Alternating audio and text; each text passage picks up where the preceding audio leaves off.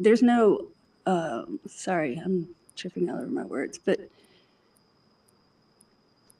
I don't know that there's any getting through to these people, you know, that these are just ignorant. Like, When you say these people, do you mean sorry. white people? Yes, sorry. Yes, I mean Huh. these, the maggot, these, like, who are just set in racist ways. And now I know racists Are are you in talking both about white parties. people? Yes, sorry. Yes, white people. Okay. Yes, I'm saying I don't know how. Hold on 1 second. David, hit the mic, please. Go ahead, Amy, continue. No, I just meant that um, I don't think, I don't know how there's any getting through to some of these people, meaning white people. The, like, racist whites, the ones who are just the white supremacists, anti-Semitic, you know, that they have, it's a cause that they've just like connected to. So they, I don't know, to find a community or something. I really don't know, but um, I, I just know that they're like incredibly hard to talk to. These the kind of people who are like that. Um, there's no reasoning. You said earlier that white people talk to you all the time because they assume you're racist. So are you saying that they? It doesn't sound like they have a hard time talking to you. Are you saying they have a?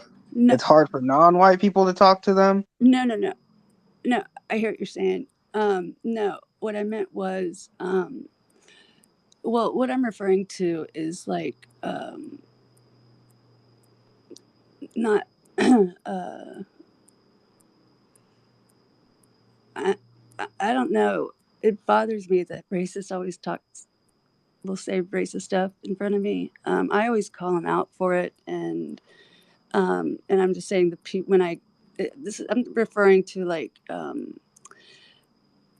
these people these this white group of guys who came and painted part of our house, and I didn't know they were racist when we hired them, and it was just online, and so anyway, so that's what I was referring to, with someone talking to me. Just people in general would say stuff Mhm. around me, but no, I'm saying that these racists are very hard for, like, they're not listening to me when I talk about, you know, when I point out how wrong they are, you know, with the stuff that they're So saying. suggestion number one. Suggestion number one. Since you want suggestions, Yes, please. yeah. So suggestion one number one. Stop calling white people out. So-called calling them out. Stop doing that and report back to non-white people, black people, what it said. Will you commit? Yeah, oh, absolutely. I have no problem with that. I, Okay. I just What feel like it's what my did? sorry. Oh, I didn't mean to interrupt you. No, that's it. I was just saying, I just feel like it's, I can't not say something. I feel like it's my responsibility. But you So can, you're going back on your no, word? Because no, no, no. you asked for suggestions and I gave you one. So are Yes, you going back on your word? no, ma'am, no. What I'm saying is, I just find it hard to not call out stuff when I hear it. But no, if I just felt like that was what my duty was, you know. Notice Um, to the room. When white people so-called call out other white people, that's called refinement. That's not calling out. So that's why I suggest, and you hear the pushback from her. Continue. what's that? You hear the pushback from me? I'm not pushing back. What did What these just happened? what did the the white people who you said were racist? What were they saying? Uh, I mean, well, using the N word. Um, I mean, they were talking to each other, but I'm just saying they felt comfortable saying it around me, and that, like, I was sitting right there, and that's what I just find that so offensive, like that they just assume that I'm racist. Um, so that's why. What does the N word mean? What's the definition of the N word? What do you mean? What's the definition of the N-word? You said it, and you said that they said it. So what is your definition of the N-word? When you hear it, what is the definition? What does it mean to you? It's it. Well, coming from a white person, it's uh, it's a horrible slur. It's a degrading. I mean, it's meant as a degrading racial slur um, from white people.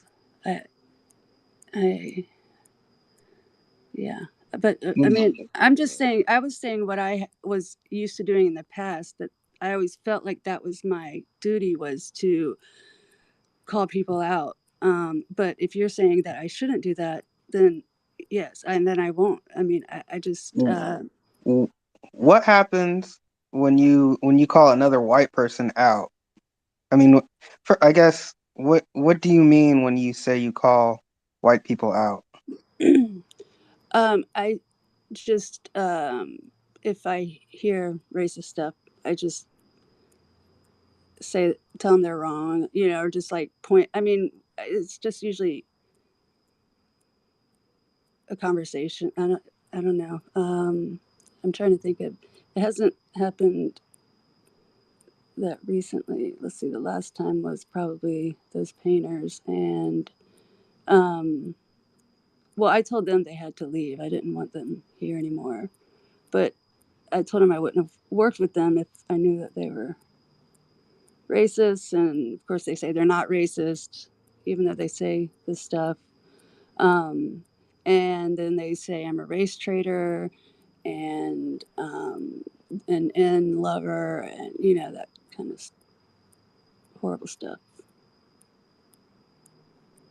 So it usually, I can see what you're saying, because that it usually just becomes this argument, and they don't see it as any. I don't know. They just put me in this category of, like, in their mind, this race traitor, or whatever that means to them. So I reckon that. I'm I'm gonna ask my I got one more question. I'll pass it on to Dion. But when you call white people out, what does that accomplish in terms of eliminating the system of racism? Yeah, no, you're right. That's what I'm hearing now, as I'm talking to y'all. Is You're right. It doesn't accomplish anything. It just, like I was saying, it just turns into an argument, and then they leave. Then it's just over. But you're right. It doesn't do a damn thing. I just felt it was like what I was supposed to do, I guess. I hate not. It's hard to just listen to that and not say anything. But you're right. It doesn't do anything to change. And so, sorry, I don't want to. I know that was your Go question. ahead, Dion. Ask your question. Yes. Earlier you stated that you were willing to lose power. What does losing power entail for you? Good question. Uh, well, I guess um, when I was asked that about, am I willing to lose power, um, I just assumed at first that it meant, like, like the power of white people being in, like, covering most of government. But then I think um, Salt and Pepper corrected me and said it was about me personally losing power. So um, I'm not sure. I mean, I'm not sure what that would mean. I guess my point is just that I'm willing to do whatever, uh, to, like, whatever is in my power, which is, I don't have power, but whatever I can do to help um, people of color, Can I give you a suggestion? Yes, please. I'd love No, to. sir. Mm-mm. Nope. No Mm-mm. suggestions? Okay. No, sir. All right. No, sir. Lainey, what are you willing to give up to dismantle a system of racism and white supremacy? What are you willing to give up? I mean, it, any. I mean, I don't know. Like what? If I don't know what I. Okay, I don't know what. Um, I could give up that would help do that, but I would. So I don't know how to answer that because I don't know.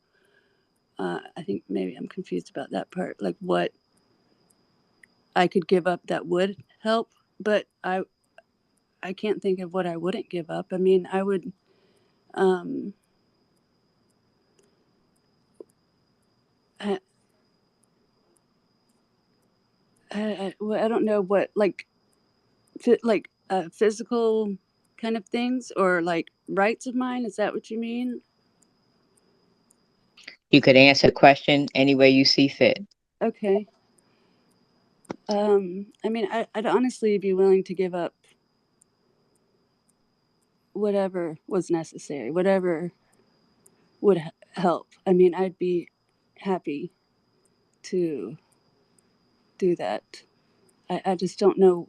Not very Pacific, are we? Well, I'm trying to be. I'm sorry. I'm just. I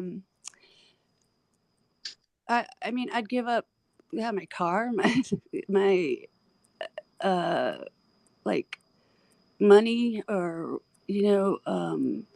I protest. I do that when I can now, but I mean, my vote. I, I I would do anything. This is something I really feel strongly about, and I know I may not. I don't have all the right answers, and I'm not speaking everything clearly right now, but this is something very important to me, and I'd happily give up, time, money, um, vote, whatever. I'd be more than happy to. You admitted to being a white woman, correct? Yes. How do you practice racism, white supremacy in your daily life? Oh, that's a good question. I mean, my first reaction would be to say I don't, but of course, I don't. That's kind of impossible not to. Um, I, God, how do I practice white supremacy in my life? I I'll mean, repeat the question. How do I, you practice racism, white supremacy in your daily life? I, I don't feel like I do. Um,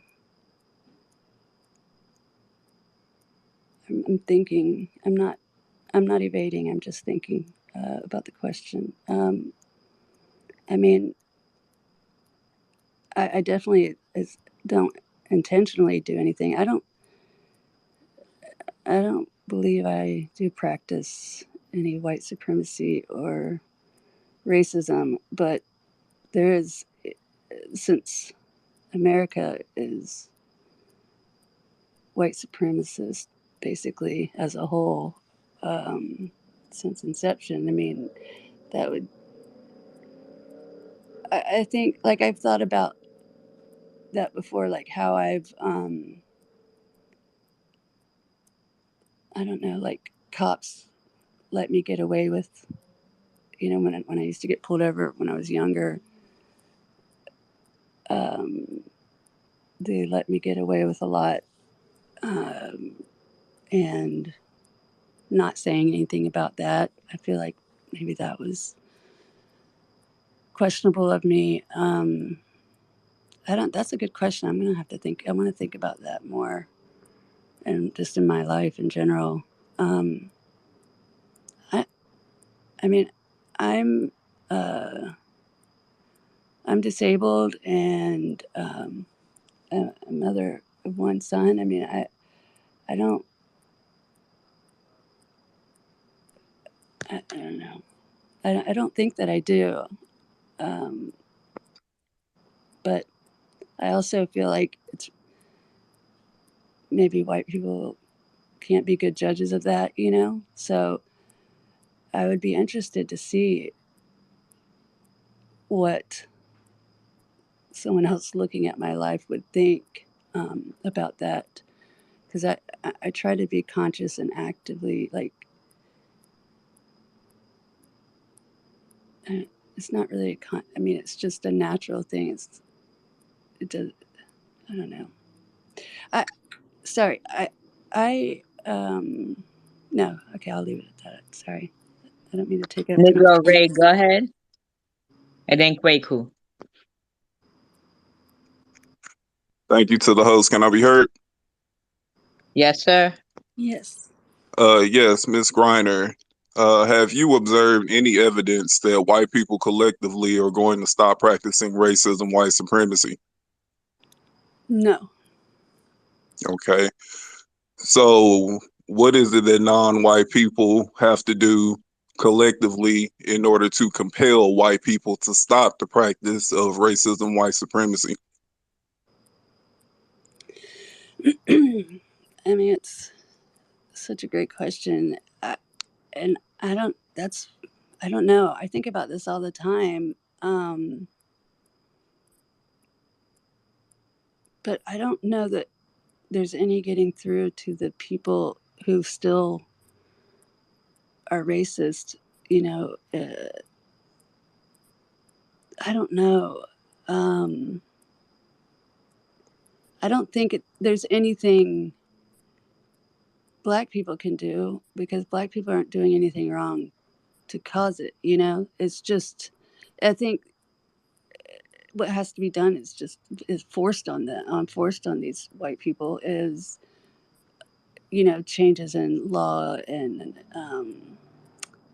the Justice Department and how, you know, imprisonment and how police, you know, stalk and harass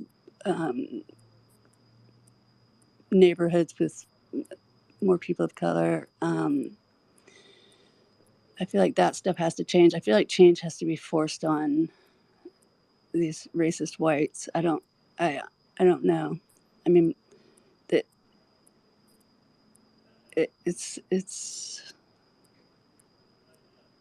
if these are the white people who claim to be super Christian and so if they're racist, which, you know, the Southern Baptist Church is like one of the biggest churches in the country, and the whole reason it was started was to support slavery. Um, so, God, I don't know. I wish I knew that. I, I don't. I don't think it's up to Black people to change these white people's minds. And I mean, like I was saying, like my granddaddy, who was very racist. He was that very cold kind of racist because it was very casual and just comfortable for him. Like it was just normal to be that way. Um, I don't know what could have ever changed his mind. He was ignorant. He had like a sixth grade education. So I'm not saying that's like is the reason why he was racist. I don't think that has to do with education. I'm just saying I don't know what anyone could have done. That's why I feel like the laws have to be forced on them, and they have to, like, yeah. God, I don't know. I think I don't think it's up to people of color to change their minds. So I wish I knew that. So, are you saying until the white supremacists themselves feel compelled to stop the practice of racism, white supremacy, the words of non-white people are falling on deaf ears? I mean, it seems like that, doesn't it? It's like I don't know. I've just been really disheartened the past couple of years. I mean, like I said, I'm disabled, so I'm not working anymore. And I so I don't. I only know what the people I've known for like most of my life think, you know, and so most of my friends, most of my white friends are not racist. Um, I mean, none of my white friends are racist, I should say. Uh, I don't.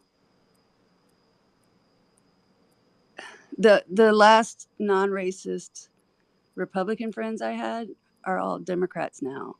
Like I had carried out hope for some time because I knew these few Republicans in my life who I knew were great people, not racist, but just very conservative. And so that they made me hold out hope that there were good people on the right. And let me say, I know racism happens on the left too. I'm just saying, as in higher numbers on the right, but those people are all Democrats now. So I just have no hope for. I don't know. I don't know how to talk to those kind of white people because I don't interact with them in my life. They're I can't relate to their thinking at all, you know. And I mean, I know that sounds so dismal and sad to just say, I don't know what could be said or that nothing could be said. But I mean, God, y'all, I'm like, what evidence do we have otherwise? You know, like these people are just like doubling down. Like they see horror and tragedy happen. Um, you know, Black people being murdered left and right, and they just double down on their rhetoric, and it's just so disgusting. And so it's hard to know how do you talk to people like that, who especially who can claim they're Christian. So I mean, so they've already got this like rule book telling them that this stuff is wrong, and they're still doing it. So I really don't know. I find it troubling too. Um, I don't know. I wish I knew that. I'll think about that. How have your predecessors through history handled subjugation? Uh, I'm sorry. What do you mean? How have my predecessors?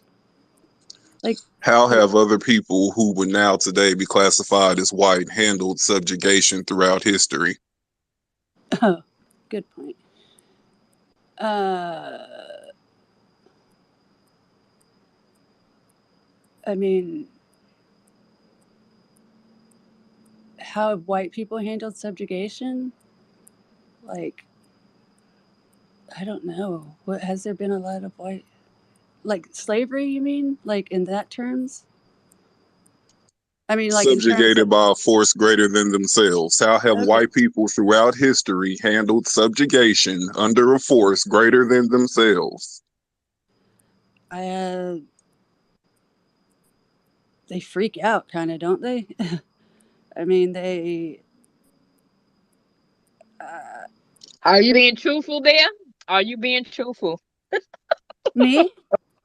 I'm being totally. I mean, Freak out? What do you mean by freak out? white people. I'm saying that they. I let me just. I got a. I mean, see, I don't understand. Like, I just got a request for me to join this group, and so I was really interested in hearing about this stuff. And I appreciate these questions, and I find them very interesting and things to think about. But I didn't know that I was going to come on here and be the speaker and answering these things. So I'm sorry if I'm not like answering right away. But I mean, I'm trying, and I'm an ally. I don't get why that's so funny. But okay, I don't. I mean, I'm trying to understand the questions and answer them, and I just it's I find it all very frustrating too. I mean, I find it all not sorry. I don't mean to say that we're on the same Kwaku level. has a question for you. Can you answer his question, please? Well, I'm sorry. Oh, Kwaku has a question. how white Yeah. people handle No. Kwaku has a question. Oh, Before I ask my question, just to comment. Earlier, I asked who is more informed about the system, and you said white people are.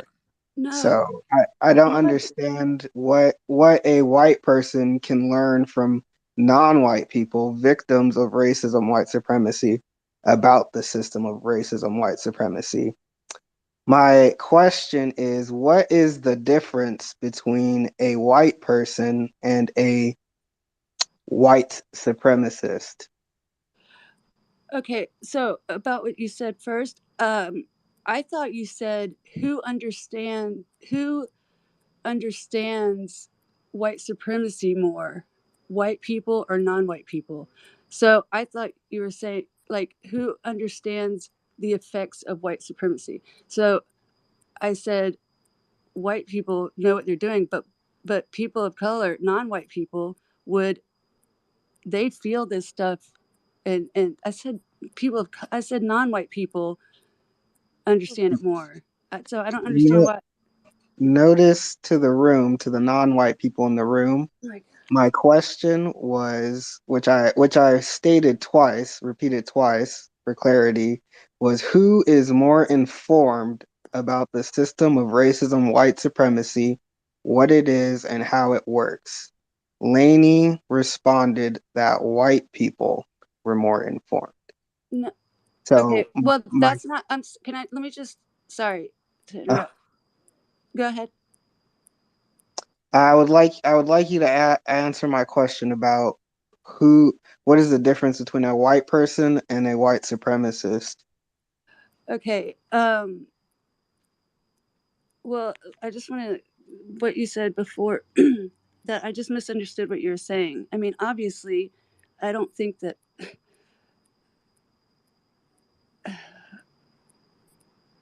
No, I don't think that. I thought you were asking who understands the word. I just totally misunderstood your question. Okay, please understand that. I thought you were saying who understands the effects of white supremacy, and I said people of color live it and feel it all the time, so they would know better. I said white people uh, created white supremacy, so they know how white supremacy works. I didn't. I thought that's what you were asking. But the difference between a white person and a white supremacist is a white supremacist feels that white people are that somehow like a skin color gives you that you're superior to other races, to other skin colors. Not even races necessarily, just skin colors. That I mean, you can be white and not a white supremacist. Um, at least not.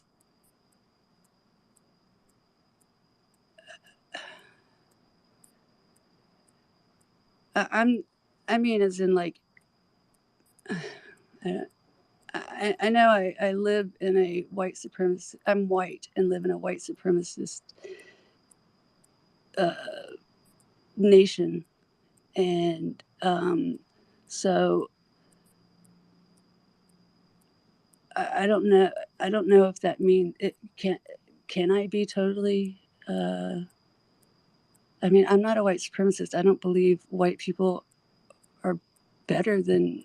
I don't believe any skin color can determine anything like that. And the fact that everyone was all Western people, were black, started black anyway, like that we started in Africa. And I just think the whole idea of that as a thought, as a viewpoint of like white people are superior is such a ridiculous, silly, just it, it doesn't make any sense at all to me. It's just so absurd. Well, But that is our reality. yeah, Sorry to interrupt you. you're fine.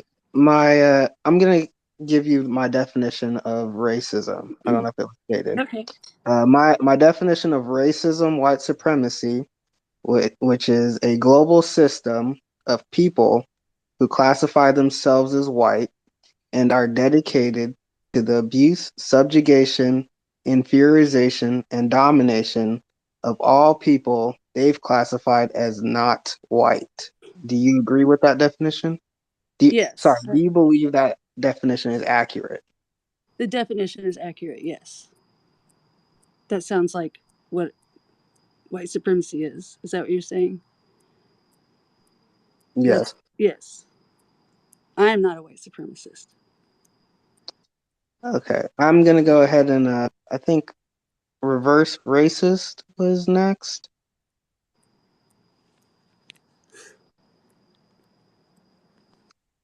Yes, greetings. In your experience, are white people, particularly white children, taught to treat people correctly or to mistreat people, including other white people? That's a good one. Um, well, I mean, I guess let's see. I that's what I was starting to say before about uh, my mom having grown up in Memphis. Like my mom grew up in segregated schools and everything, and um, she grew up with a very racist father, and she grew up in Memphis during a time a really volatile time.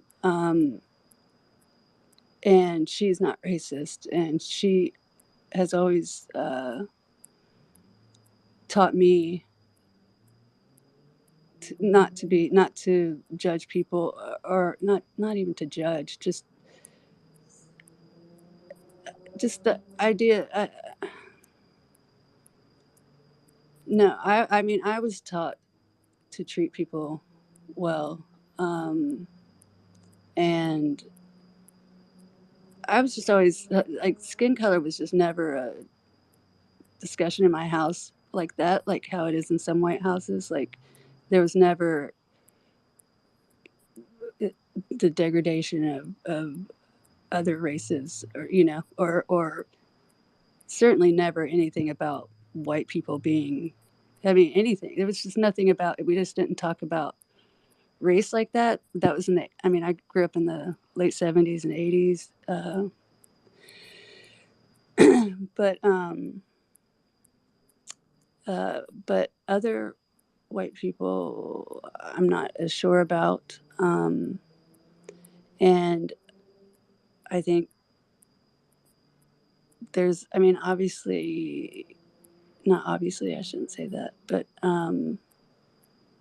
it doesn't appear that a lot of white children are taught this, but I don't know, because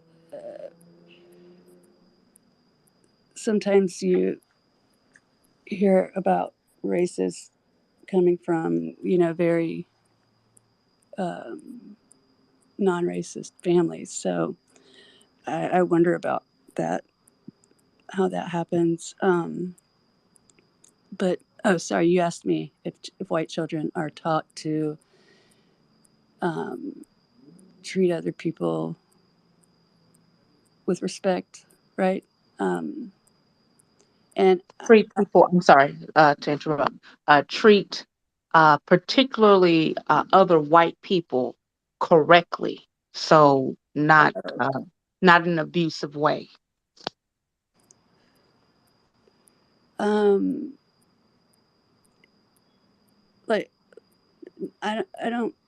All right, okay. I'm sorry. I'm just trying to understand this. So you're saying, are Are was they I taught to was I taught that? abuse people, or you or any other white people that you know? Do Okay. you feel like you are taught to treat people correctly, or do you feel like you're taught, or other white people are taught to treat other white people in an abusive way? I don't know. To, I mean, I was never taught that. I don't know, but I have friends who grew up with racist parents. They're not who aren't racist that I know of. I've never known them to be. I, but I don't like particularly to white people to treat other white people bad. I don't know. I've never been taught that. I don't know anyone who's been taught that, but it's certainly possible. I don't know. Like I grew up going. I was in an organization that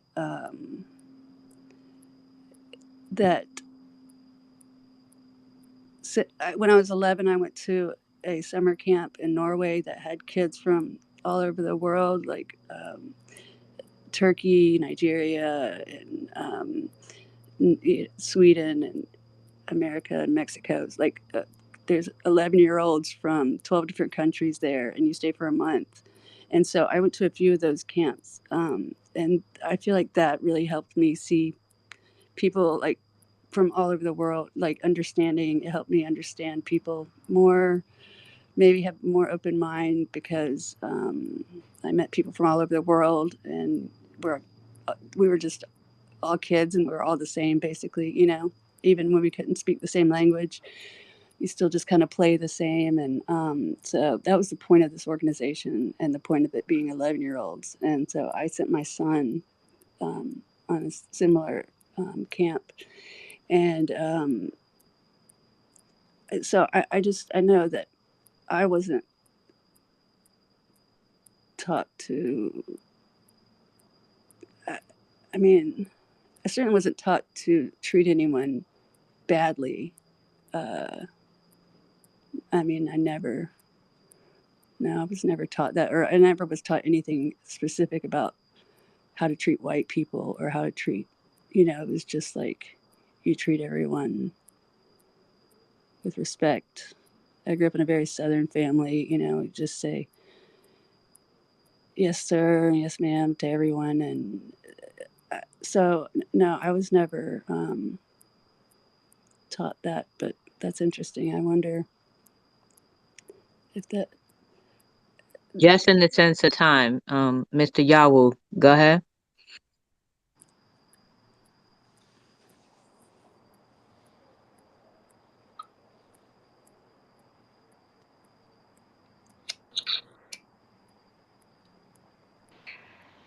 Can I be heard? Yes, sir. Sorry about that. Excuse the background noise if there's any. Um, Thank you for participating, Lainey. I have some questions for you. I'm not sure if you were asked this already. I got here a little bit late to the space.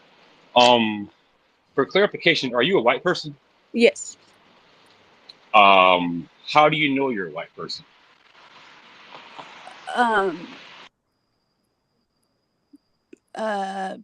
Because all of my relatives that were alive when I was little, I mean, every older relative is white.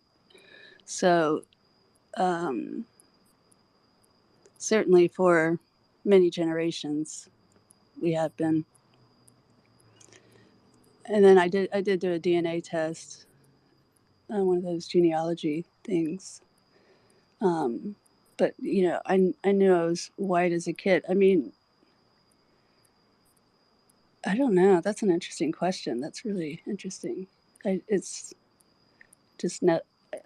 I mean, certainly by the look of my skin, but I've known Black people who have skin as light as mine. So, yeah, that's really interesting. I don't know. It was just, I don't know. That's a good question. Is white a skin? I'm sorry. Go ahead. No, I was just thinking that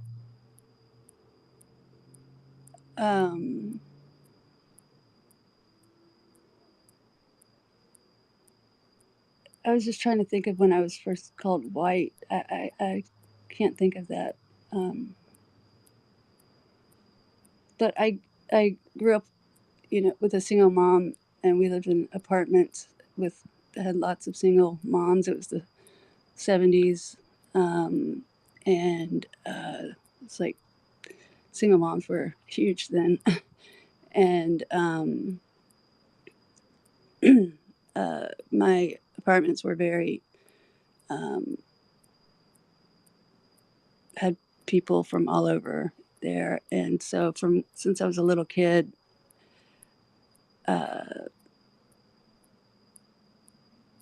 sorry, I was going up on kind of something else, but yeah, I don't know. I guess I never thought about that. Thank you. My next question is, well, okay, so according to your answer, you're not sure. Can you please tell us whatever test or procedure you use to know that you're not a racist and none of your friends are? Yes, that's a good question. Well, that's like what I was saying. Like I don't.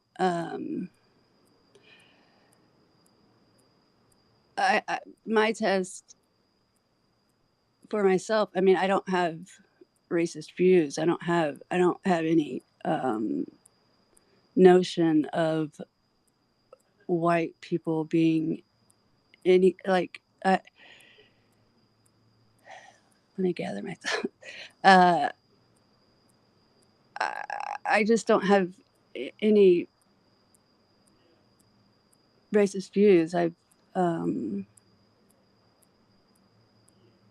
don't know. I guess I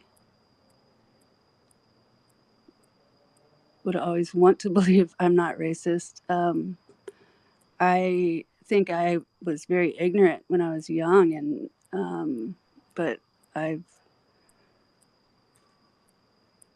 the more I learn, the more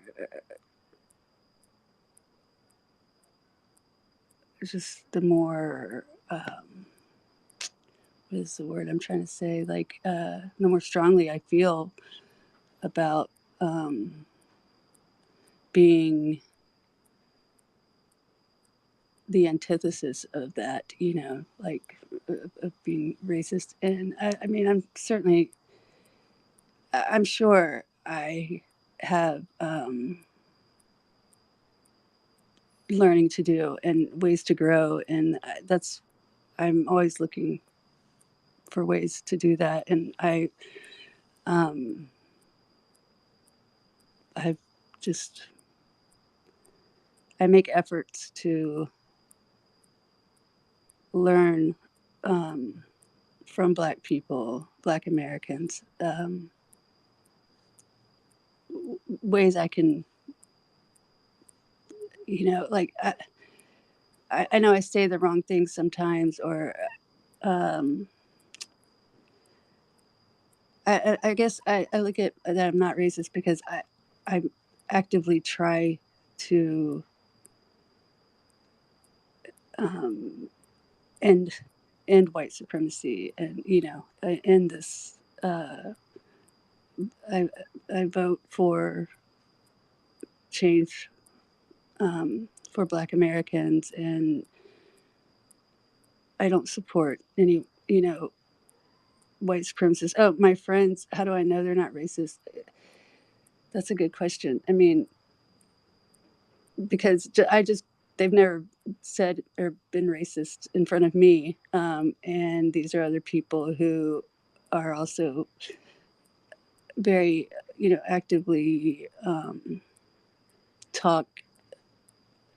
promote ideas against racism and white supremacy. So that's what I'm basing that on.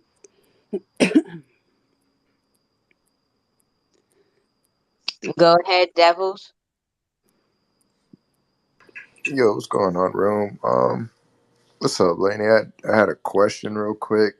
When you state that you're not racist or you're not a part of the system, situations like that, for you and all the other people that state the same thing, what is taking you all so long to address the problems that your culture has created and left you responsible for? And do you not find it as a lack of accountability for going so long without addressing these issues? What was the, do I find that the lack of accountability? What was that last part you said? Like, do you find the lack of accountability wrong going so long with these issues? Yes, absolutely. And I mean, that's what I was saying earlier, that uh, I feel like the focus should be on, like, on fixing or addressing the problem of race. I mean, fixing it, sure, but maybe that's asking too much. Like, let's address it. And I don't know why it's taken so long. I mean, I have been aware of police violence and against people of color, especially Black people. Um, and I feel like a lot of white people didn't even notice anything until um, George Floyd. And I was saying earlier about that I had some Republican friends who are now Democrats. Well, it that bugs me too. I'm like thinking, um, I've been talking to y'all for so long about um, some of these issues, and like, I mean, I'm glad that they're not still voting Republican. I don't like, why did it take so long? Why did you not believe anything before? Um, that's what I want to know. Yeah, I do. It does bother me that it's hasn't been addressed more. And um, I mean, when you look at the history of this country, like how much discussions about Black people have played a part of it, and how little has actually been improved. It's infuriating, and yeah, I feel like, I mean, God, starting from the 14th Amendment, um, allowing slavery for incarceration, these kind of, like, at every point, white people, when white people, the white people who are quote unquote activists, or um, advocates for Black Americans, they concede so much to white people that it's so little gets done when there's just so much that needs to be done. And yeah, I find that super frustrating, and that I don't see it enough from Democrats either. It's like, this is supposed to be the party um, that really cares about it, but again, it's like, it's always a concession to white supremacists, that everything is like, okay, well, we want this much for Black people, and so we'll propose this much, but then white supremacists will talk us down to only giving, we'll concede that you can enslave them and indenture, like, forced labor in prisons. It's All right. So, like, when you suggest this stuff to your people, your counterparts in whatever positions, that this is wrong, this is what's going on, what is the rebuttal that they're giving you, and why they don't care to address it? And, when you mention it or bring it up, what are they telling you the problem is, but you mention it, and why they won't address it publicly? um, I that's good. When I used to post a lot about race on my Facebook, um, and I just stopped going on Facebook because, anyway, I was so bothered by some people, but because on Facebook I'm friends with a lot of people I went to school with, and it's not necessarily people I'm friends with, just people I've known. And so when I would post things about race, the conservatives that I know, just I can't think of exactly what their response would be, but it's When you always, say conservatives, are you talking about white people? yeah, oh yes, sorry. I just, you're right. I assume conservatives are always white, but that's not true. I mean, like, No, conser- I'm asking you, when you yeah, say conservatives, are you talking about white people? yes, I'm talking about conservative white people not listening. But like I was saying, like when I posted stuff, um, I'm trying to think of what there's not like an argument. It's not like, I mean, not like a argument like this is right. No, what we're doing is right. There's not even admitting anything. Um, it's playing it down like white people have always done. Like So you're saying, saying every time you bring up the subject, you get basically down. We're not going to interrupt her. I want her to finish making her point, and then we have other hands. Continue, Laney.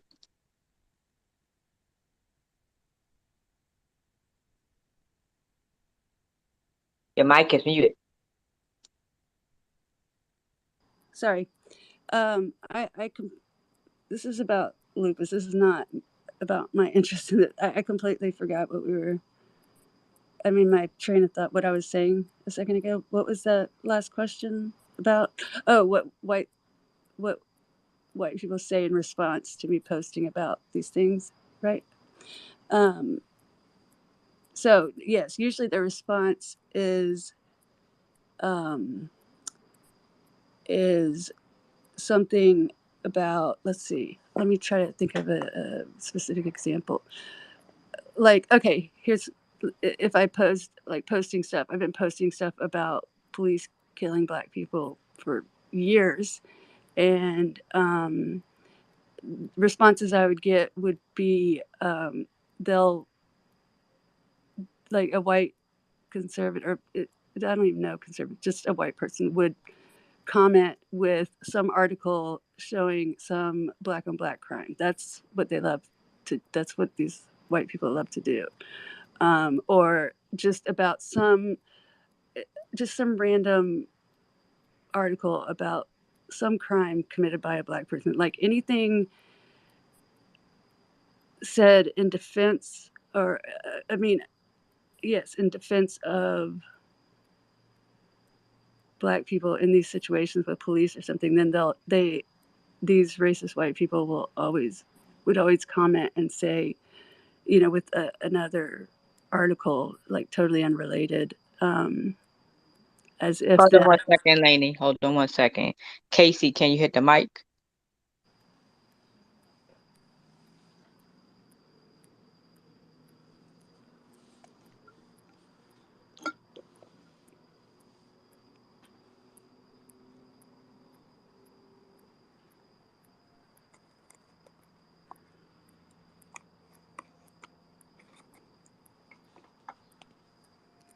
Am I still waiting? Now you can go ahead. Okay, I was just saying that, yeah, their response is usually to post something totally unrelated, just as a, like a, um, or okay, like if I post about a white cop, you know, hurting or killing or whatever, abusing a black person in their um, care or whatever, then these kind of racist whites would post like, a black cop doing something, or it's like they try these false equivalences. Like it was always an attempt to undermine what I was saying by saying I don't even know the point they were trying to make. Just but I see this like I watch conservative news videos and stuff sometimes, and it's the same thing they do on like Fox or any of the conservative networks, not news but networks, and by insinuating that it's just as bad for white people. Oh, that's the other thing, showing that a white person got hurt or something by police. So just this insinuation that it's just as bad for white people or worse. That's often like that. Like these are the same kind of people who will say, "Oh my God, I can't even tell you how many times I've seen this when talking about slavery," and they'll talk about freaking Irish people saying that they were slaves, which they weren't. And it's that kind of like Irish people were slaves, and you don't hear us complaining, like that kind of ridiculous comment. It doesn't have anything to do with what I posted. It's just this dismissive comment that just, I don't know, like a general comment to let people know that they're racist. I guess I really don't understand the point of that, but that's part of why I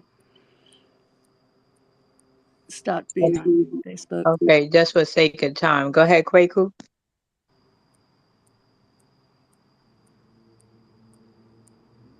Yes, can I be heard? Yes.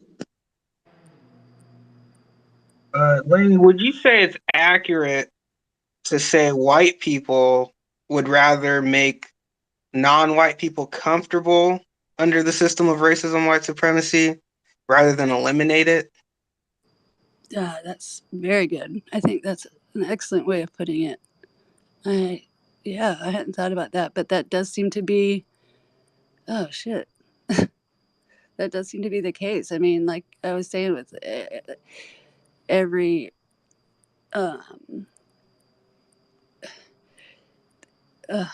this stuff makes me so mad. Like with every kind of advancement for Black people in our government since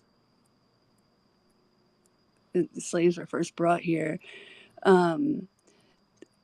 they've acted like it was this big gift they were giving, like giving you freedom, like you weren't already owed it under the Constitution, but also not giving too much, just a little bit, and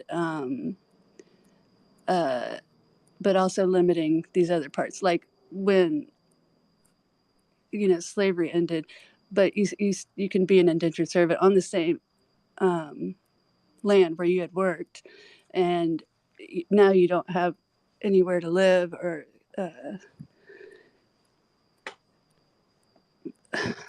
yeah, I think that's a really good way of putting it. So when white people tell non-white people that when they provide suggestions, and those suggestions include protesting, joining an organization, or voting, is that an example of attempting to make non-white people comfortable?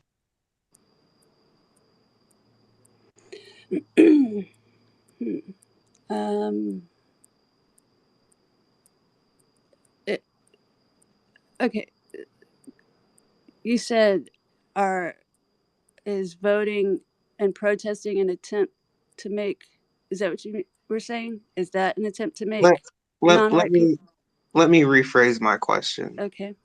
So when white people say that what the ways that they work on eliminating racism is by protesting, voting, joining organizations, listening to non-white people, which in my view aren't actually doing anything. Yeah. Are they attempting to make non-white people comfortable? Yeah, maybe, or to make white people comfortable with what's happening. Like if I'm doing this, then I'm doing something. Maybe that's a good point. Um, I think for some of us too, like we just don't know what to do. You know, like I'm yes, I think that that is possible. That's what that's about. Um, I think there's also a genuine interest in. I think a lot of white people have a genuine interest in seeing this um, change, seeing this ended, seeing it, you know, life improved for Black Americans. So, um, yeah, that's interesting. I don't know. You spoke a lot about so-called conservatives, so-called Democrats. Are are both of those individuals or white people able to practice racism if they are classified as white? Um, are you saying like are there white racists in both parties? If a person classified as white claims that they are a liberal, a conservative, a Democrat, a Republican, just a whole host of smorgasbord of words, are those individuals able to practice racism? What do you mean able to? Like, is it allowed by the other people in that group, or I don't know. What you mean? When you use the term Republican, are you talking about white people? When you use the term Democrat, are you talking about white people? No, I mean when I was saying conservative before, yes, I do tend to think of conservative Republicans as white, and I'm learning that that's changing, but or has always been different. But I, just I don't know any Black conservatives, so I think I looked at it like that. But no, when I talk about Democrats, I'm not talking about white people. But I'm talking about white people when the question is about white people. Um, so Are there maybe any white Democrats? yes, of course. Okay. Are non-white people able to practice racism, white supremacy? Non-white people? Yes. No, I wouldn't. Are they? I don't think of racism as being. I mean, I think of that as coming with like control of power and stuff, and so I don't see non-whites as practicing racism against whites. Is that what you mean? Or I guess So you're saying non-white people cannot practice racism, white supremacy. I don't. I mean, I think of white supremacy as being a white person. Yeah, I don't know how that would work, but I mean, well, I don't know. There's been some Black people who seem to be supporting it. Um, Supporting what? White supremacy. Sorry. Uh, You're saying non-white people are supporting white supremacy? well, I'm just saying, like I've seen, like Candace Owens is the person who I was thinking of. Like they seem to be supporting these white supremacist ideas. But no, I don't Candace think. Owens is a non-white person? Huh? Is Candace Owens a non-white person? She's a Black woman. Can she practice racism, white supremacy? I'm saying she was promoting the. What I said is she was promoting the ideas of white supremacy. She's a conservative and uh,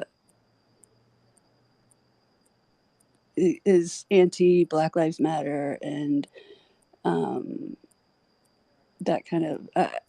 So I was saying she was supporting those ideas, but I said the first thing I said was no, I don't think that non-white people can be. I mean, she can't be a white supremacist.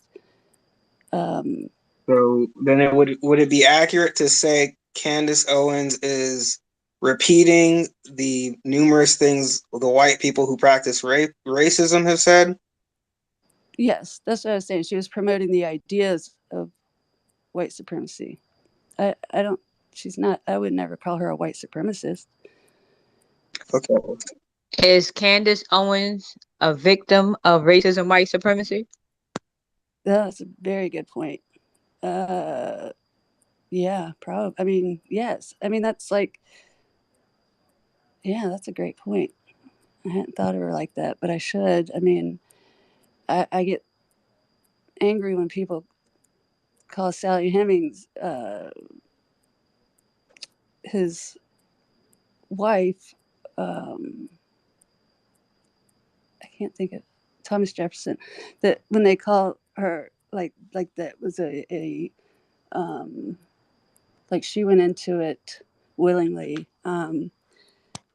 So yeah, I can see the same for Candace Owens. That's a good point.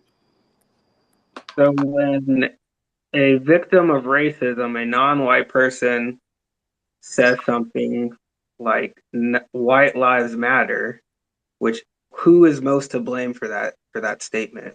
The white people who created the term, or the non-white person repeating? The white people, of course, absolutely.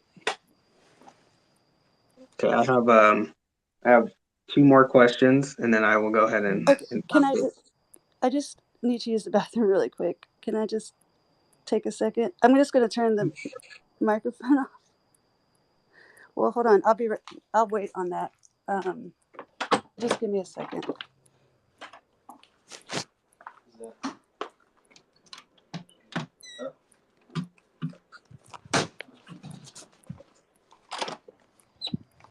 Okay.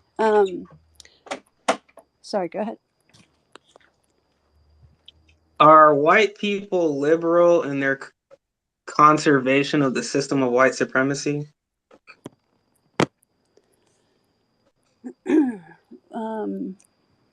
What do you mean liberal in their Liberal in their practice of conserving the system of racism, white supremacy.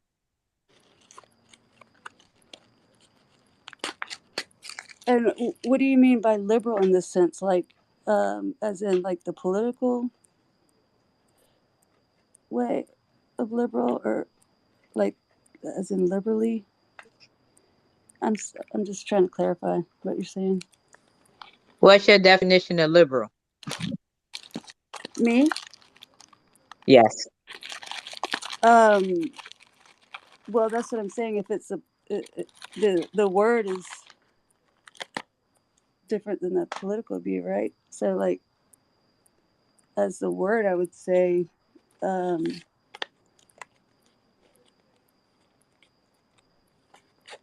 like, if you liberally apply something, that's heavily. So, are you asking? Let's see. The question was, are white people liberal with? Are you saying liberal with their attempts to end it, or with keeping it? Which one did you say? Liberal in their conservation of the system of white supremacy. I mean, it seems to be so. I hadn't thought of it like that. Let's see. Liberal. My last question for now would be, is it correct to suspect all white people who are able to practice racism of being a racist white supremacist, including yourself, while under a system of racism white supremacy? Well, that's something that I feel like y'all could tell me better than I could. Lainey, you're a white person. I'm no, I wasn't done saying what I was saying. Like I'm sorry.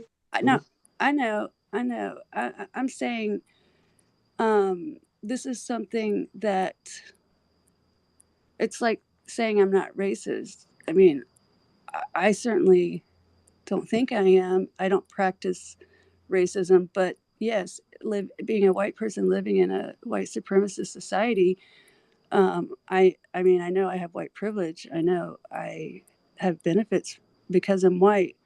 Um, I you're saying, can white people not be racist? Is that what you said? Can white people not be racist in a? Repeat your question, Kwaku. Exactly how it is. Don't don't go off on the side. Repeat exactly how you just said it before. Is it correct to suspect all white people who are able to practice racism of being a racist white supremacist while under a system of white supremacy, including yourself? Yeah.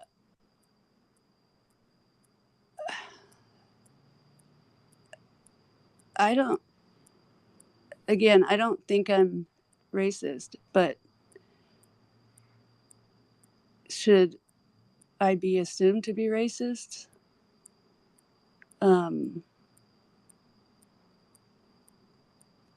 I mean, I would say I don't. That's, again, I'm going to say, like, I think that that's something that um, maybe I can't fully understand, and would have to be taught by a Black person. But I wouldn't blame anyone, any non-white person, for assuming that all white people are racist. It's probably best to assume that until you know otherwise, instead of the other way around. In a country that's so full of that. So, I mean, Have you ever had sex with a non-white person, with a Black person, Lainey? oh yes. Oh, Sorry. I mean, yes, I've dated oh many my. Black guys. Mm. I've dated, I mean, many races, and I have two Black nieces. I didn't want to say that, like, that's one of those, my best friend is Black kind of thing. But yes, I've dated many races. Notice to the room. There's only one race, and that's the white race. um, What does that mean? how would you? How would you? What does What are that? your thoughts on? What are your thoughts on? Like, how would you feel if your one of your children had a Black child, had a child with a Black person? How would you feel? I mean, I'd be fine with that. I'd have no problem at all. If my son married a Black woman or had children with a Black person, I mean, Mm. uh, well, like, no, I'd have no problem with that at all.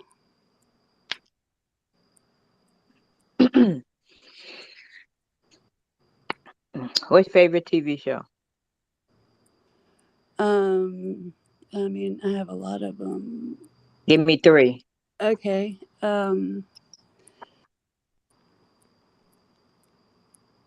Let's see. Favorite of all time. That's, or like more recent stuff. Um, I like.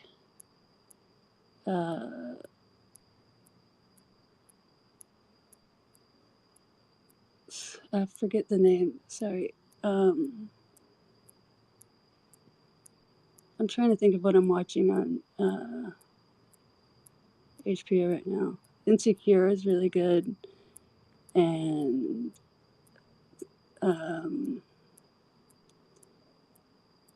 I watch a lot of documentaries and stuff. So and I like 30 Rock and oh gosh, I don't know. Like I mean, I grew up watching. I grew up watching all kinds of stuff. Like I can think of so many shows. I don't know. I don't really have Did, series that I'm did you? into Okay, that's fine. Insecure, documentary, 30 Rock. Did you hear any racist jokes when you were growing up? all the time. Can you share a few? Pardon? Share a few. I Share a few racist oh, jokes that share you a heard. few. Yes. Oh, really? Oh, that's. I'd rather not. They're horrible.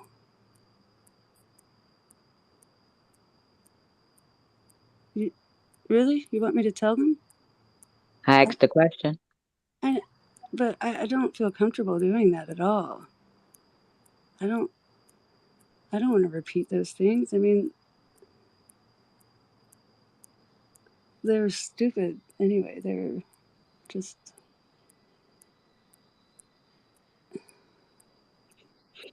Yeah, yeah. Unfortunately, I heard a lot growing up.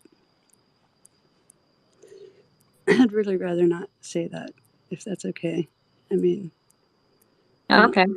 Notice to the room. When white people withhold information, that is one of the ways, one of the many ways that they practice racism, white supremacy. Okay, I'd like to address the things that you say like that. Notice to the room, because I'm in the room and you're talking about me. Like, I I'm trying to not practice racism by not repeating racist things, and then that's a form of white supremacy. I'm not. I, I'm in a room this with all the rest are looks like mostly black people, and I, I think these are mean, horrible jokes, and I don't want to repeat them. I have zero thoughts of white supremacy. I mean, I'm Are just you not withholding information from non-white people at this very moment?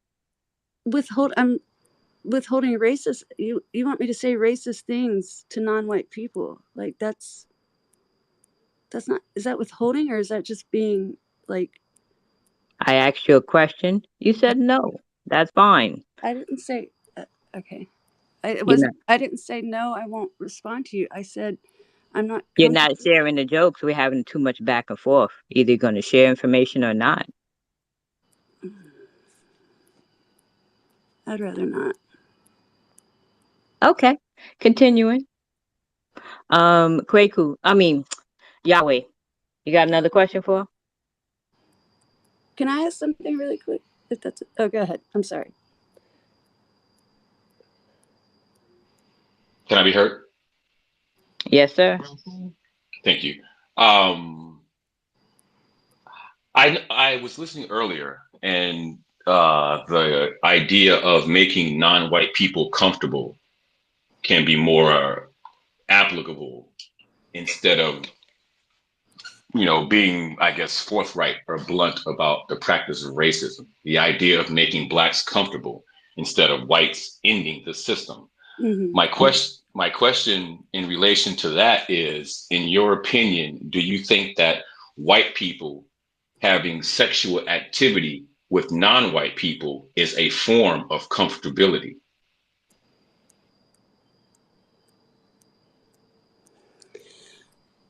That's interesting. I've never thought of it like that.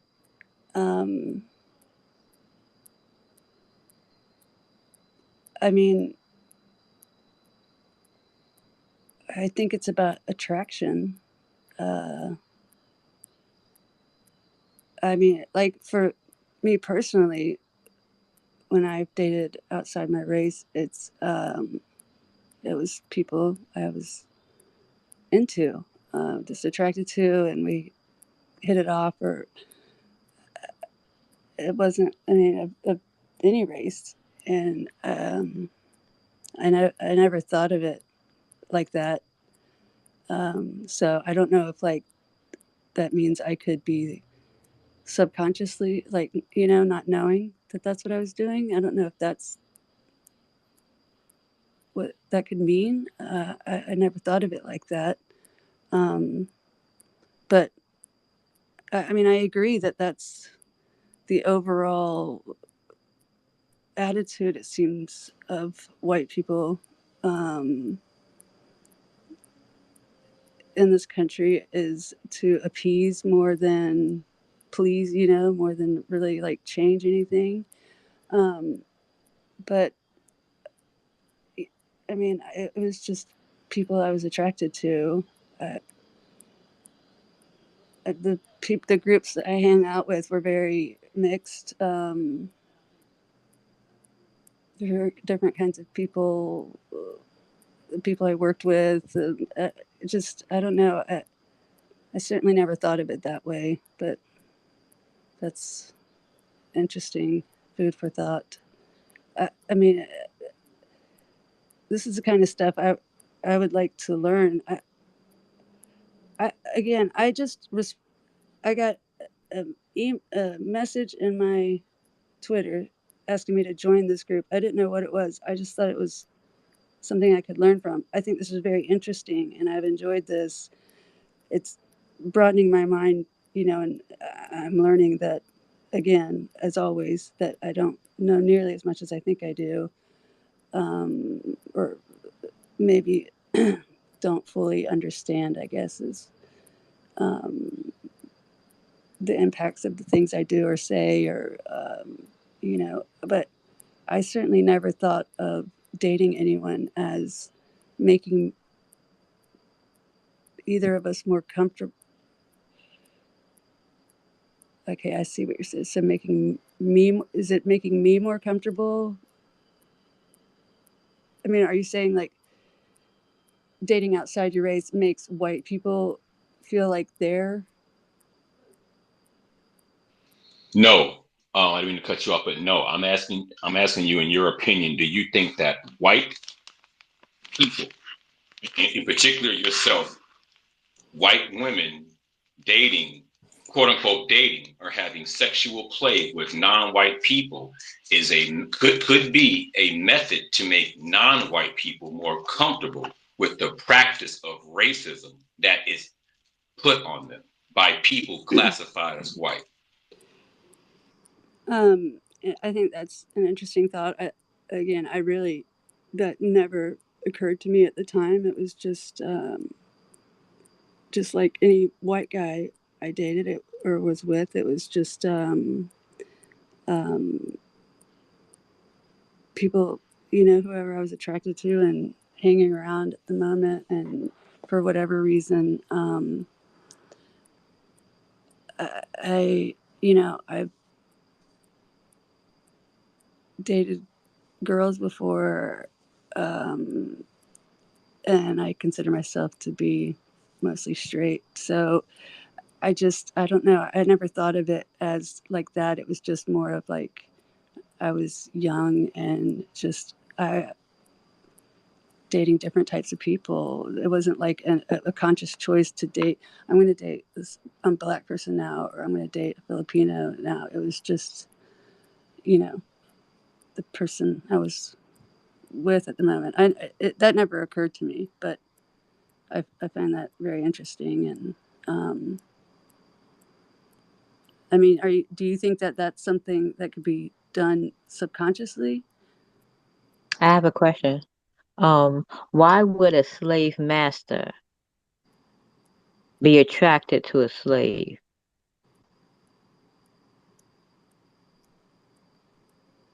Um, like subservience? Is that like? being. I'll ask it again. Why would a slave master be attracted to a slave? I just said being, maybe being subservient to them or something, or maybe they just find them attractive. The slave master is being subservient to the No, slave? no, maybe he's attracted. Why is a slave master attracted to a slave? I Yeah. would say because of the slave being subservient to them. Oh, I'm okay. saying Gotcha. maybe that's part of it, um, or it's a physical attraction. I'm not sure. It seems like a control thing in that situation. You used the term ally earlier. What do you mean when you use the term ally? What do you mean? What's your definition of an ally? um, uh, I don't, just being, staying aware of what's happening, and um, staying informed, and um, voting in a way. Um, I'm not sure, just being supportive, and um, protesting, joining,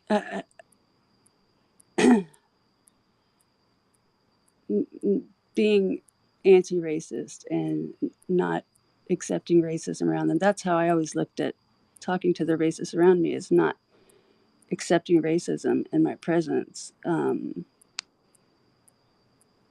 That's And how has that eliminated the system? How has that dismantled racism, white supremacy? well, it hasn't.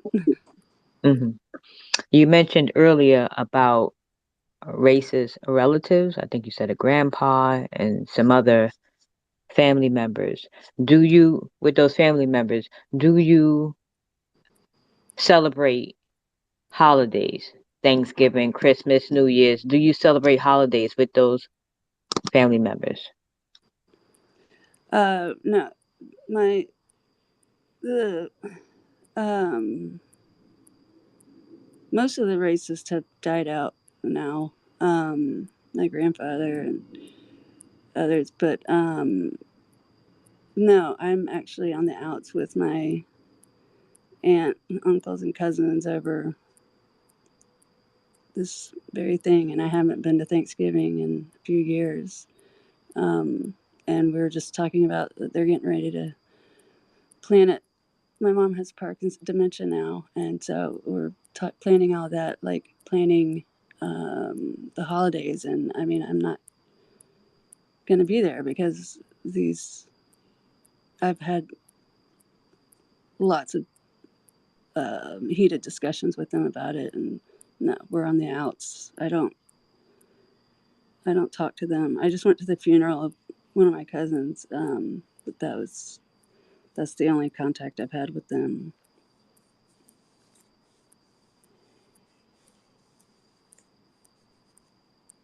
Go ahead, Kwaku.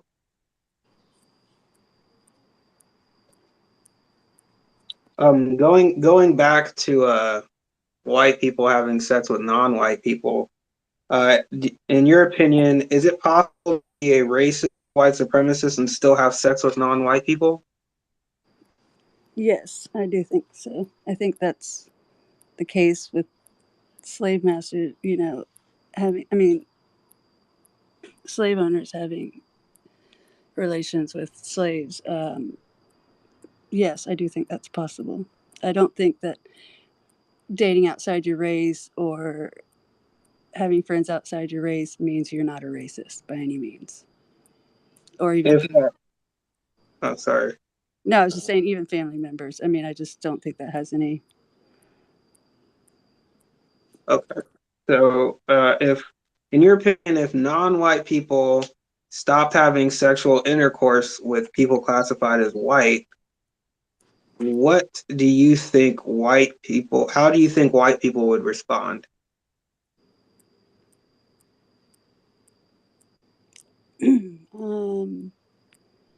I have no idea. If white people, if non-white people stopped having sex with white people,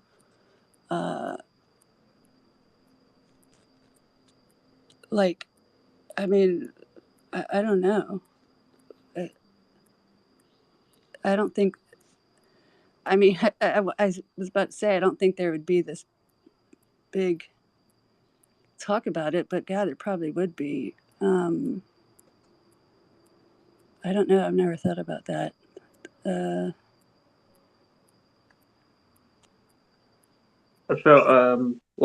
felt necessary to make a comment at this time that Lainey, I think it's absolutely important that you're as honest as possible with the non-white people you come in contact with, and you share constructive information.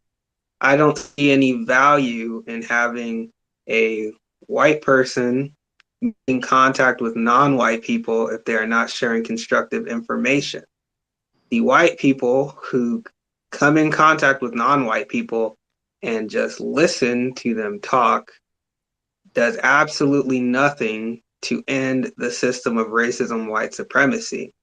With that being said, do white people need to come in contact with non-white people in order to replace the system of racism, white supremacy?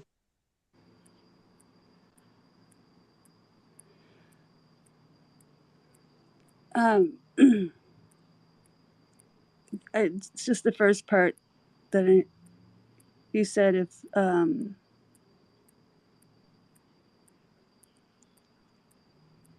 you repeat just the first part again? The last part you said. Do non-white people, or do white people need to be in contact with non-white people in order to stop racism? Is that what you're saying? Do white people need to come in contact with non-white people in order to eliminate the system of racism, white supremacy? It, that seems important to me. That seems to be. I mean, it shouldn't. That shouldn't be necessary. I mean, white people can help people around the world that they can't see, but it's just, I don't know. That's interesting.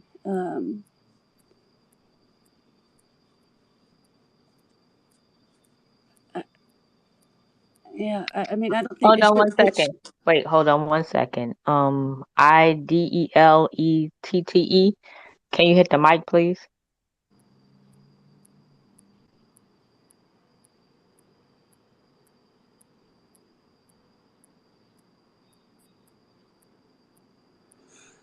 Lainey, you said you were an anti-racist. Oh, okay. We have another speaker. Okay, I'll finish what I was saying. So, Lainey, earlier you said you're an anti-racist. Um,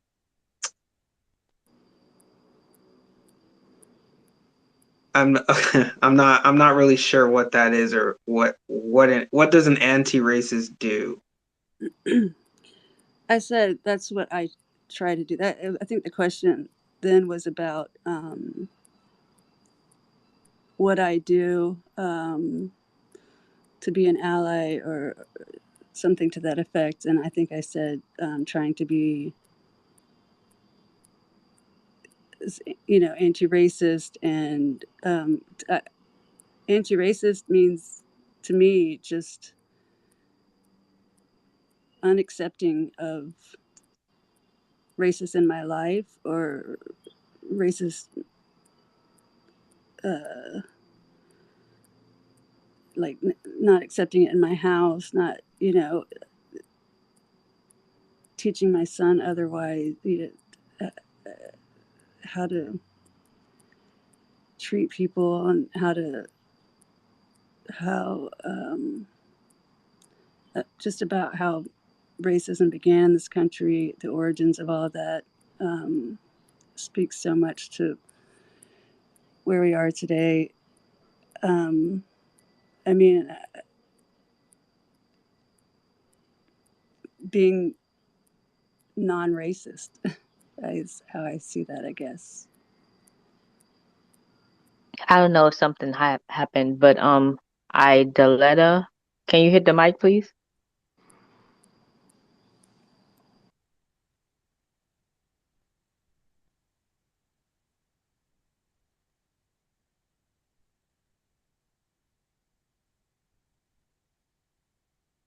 Thank you. Lainey, would you come back and speak with us again? Lainey? Sorry, I'm still muted. I was talking. No Yes, problem. yes, I'd be happy to. Thank you very much. I appreciate Thank that. you. I appreciate it, everyone. No problem. I can you pronounce your name? Idelette? I don't want to mispronounce it. It's Idelette. Hi. Thank you, Idelette. Yeah, I'm not the best at this. Are you white or non-white? I am white. What does it mean to be white? Oh, word. So my story's a little. I grew up in South Africa, right? So for me, I was white during apartheid in South Africa, right?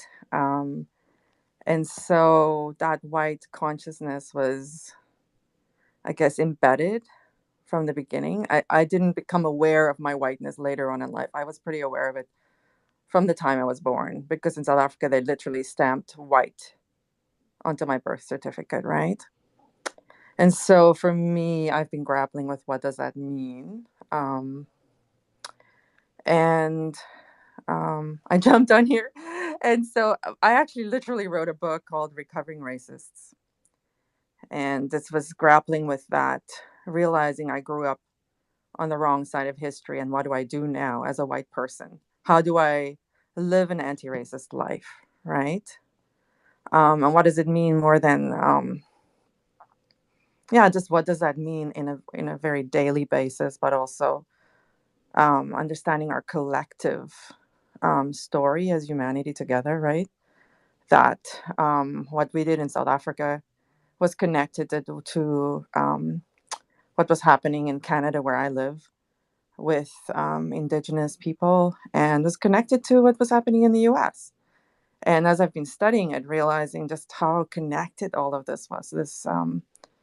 And it's not just one place, it's everywhere, right? So just learning my personal responsibility and seeing that in the place of a larger collective responsibility as well. What's your definition of racism, white supremacy?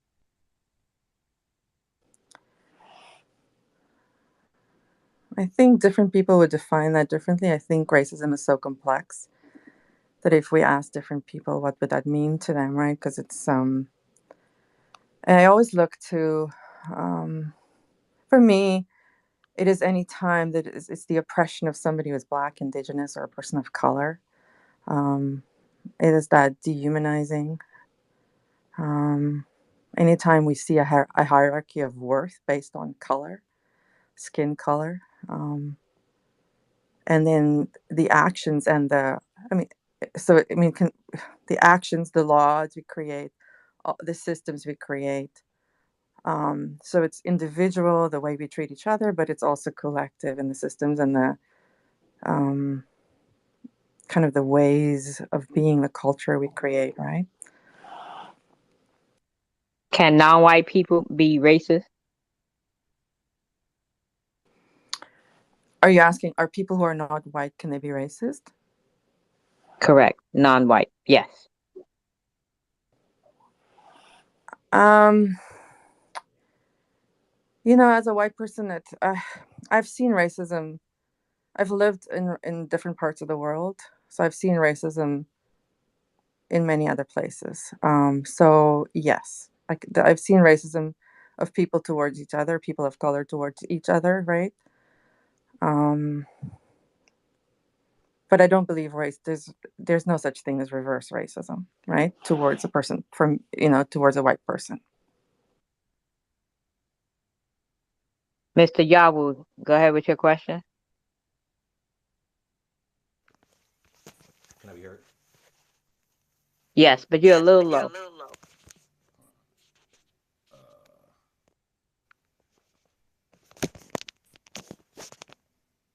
is that better?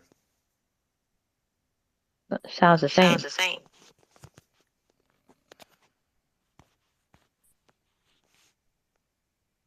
Give me a second. Go ahead, Kwaku. Idelette, you said, did you say non-white people can practice racism, white supremacy?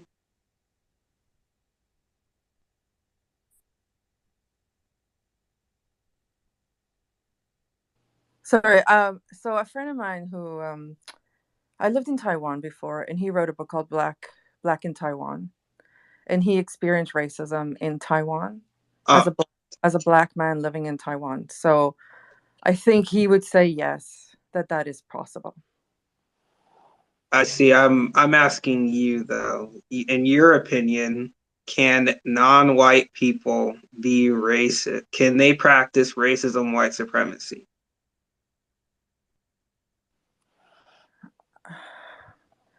I would think if I think it depends on the person. I think I don't want to speak for non-white people or for people, black people, indigenous people, people of color. That is not my place. Interesting. Okay. Your friend in Taiwan, you said he was a black person? Correct. I see. Okay. Um, I'm gonna give you my definition of racism, and I want to know if you think it's accurate. Is that so? My definition of racism, white supremacy, I use those terms. Those terms are synonyms. Is a global system of people who classify themselves as white and are dedicated to the abuse, subjugation, inferiorization, and domination of all people in the known universe that they've classified as not white. Do you think that that definition is accurate?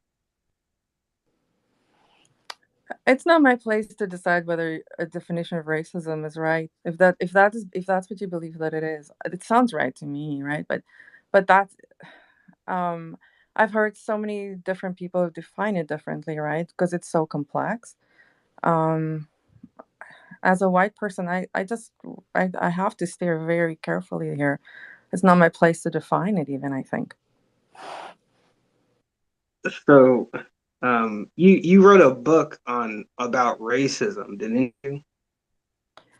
I wrote a book about being a recovering racist. Yes, like so the way that I as a white person can how do I need to walk in the world? How can I be part of dismantling systems of oppression, right? So I'm literally jumped in here to listen, and then I was asked to turn on the mic, right? So I'm really here to listen. So yeah. So I'm you know See um, that curious. yeah, that tends to be the response from white people. In your opinion, who is more informed about the system of racism, white supremacy, what it is, and how it works? White people or non-white people? I would say uh, white people are not as informed as they should be. And I would say the people who have been oppressed by the systems are most aware of it, right? Black, indigenous, people of color, and it's not right. I think white people need to be very informed. They need to understand that our liberation is connected. That when someone else is oppressed, that my liberation, my life, my humanity is connected to that. And um, I don't think white people understand that necessarily, or most white people don't understand that yet. If Black people are most informed about the system of racism and white supremacy, how come the problem? How come they haven't been able to solve the problem?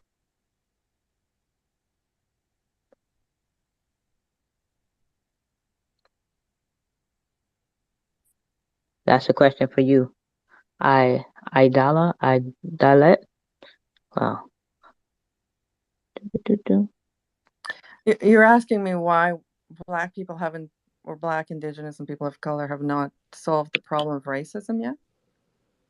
You said that we are the most informed, that non-white people are the most informed, not using the term indigenous and the other term, just using the term non-white, right? Talking about Black people, non-white people.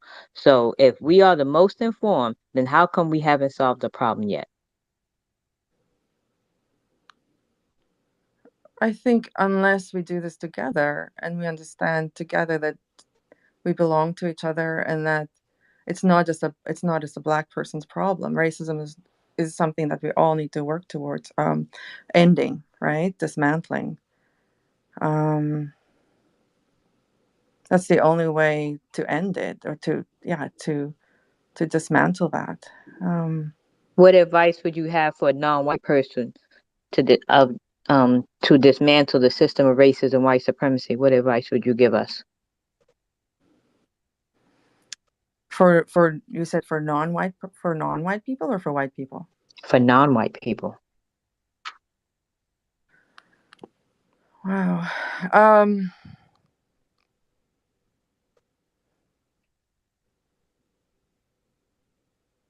Let me think about that for a minute. I usually speak to white people, so I'm trying to get white people on board to talk about this, to see how we are part of the problem, and we need to be part of the solution as well, right? I mean, let me think about that for a minute, please. What are you talking? What are you talking to white people about? What are you telling them about racism?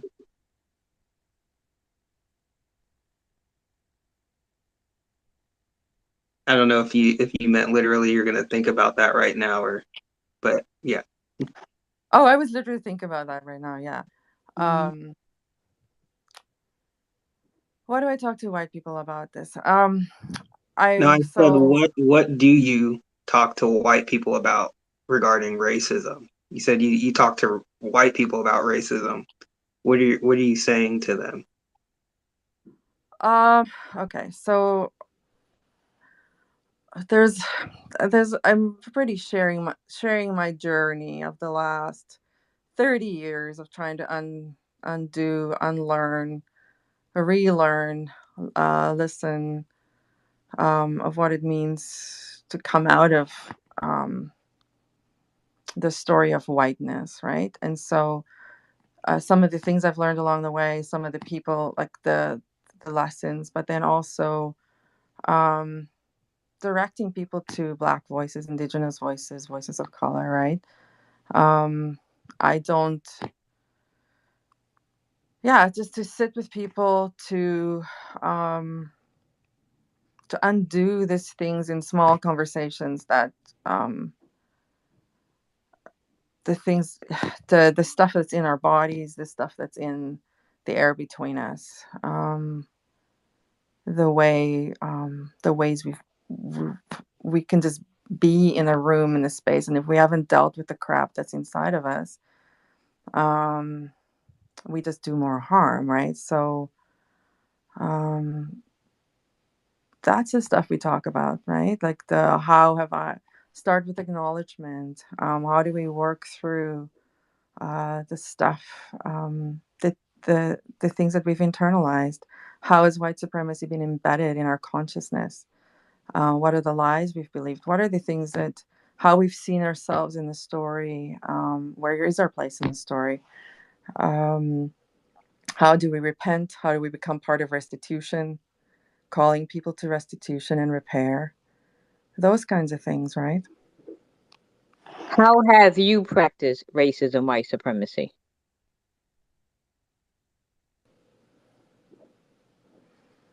Well, I literally grew up in an all-white neighborhood. I went to an all-white school for the first 18 years of my life. Um, I think that um, seeing myself like that consciousness that was embedded and seeing myself in a certain place in the story, and then realize this is not where I was, that there's a different way of doing things. Um, Understanding power. Um,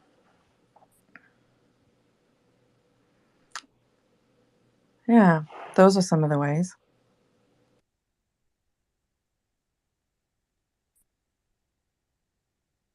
Go ahead, Yawu.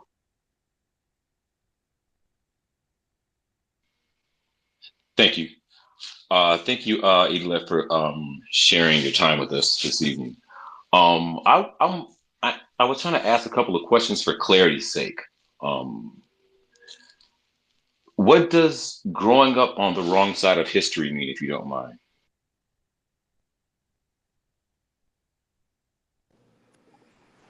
I don't know how when you came into the conversation. Sorry, but I was born and raised in South Africa during apartheid, and so my people.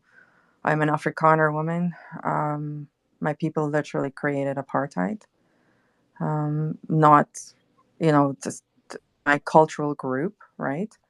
And so coming out of that story, realizing when we voted for Nelson Mandela in 1994, came out as this rainbow nation in South Africa.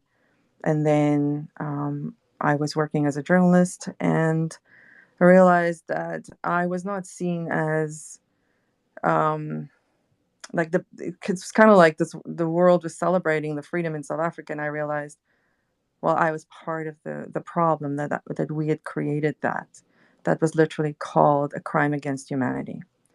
And so for me, that was waking up and realizing I was on the wrong side of history. And like, even though I had not intentionally created harm, subconsciously or unconsciously, and being part of a system and being part of a culture that created this, right? So that for me was waking up on the wrong side of history. Thank you. And just one more, if you don't mind. I heard you mention the term "we belong to each other." Could I have some clarification on that, please? Sure. In South Africa, we have a concept that has been very helpful to me. It's called Ubuntu, and it means we belong to each other. It means that we are connected to each other. You would hear Desmond Tutu has talked about that. Some South African voices talk about the concept of Ubuntu, and for me, he talked about, for example, this idea that white and black are connected to each other. Like unless we understand that we've been chained together, and that doesn't.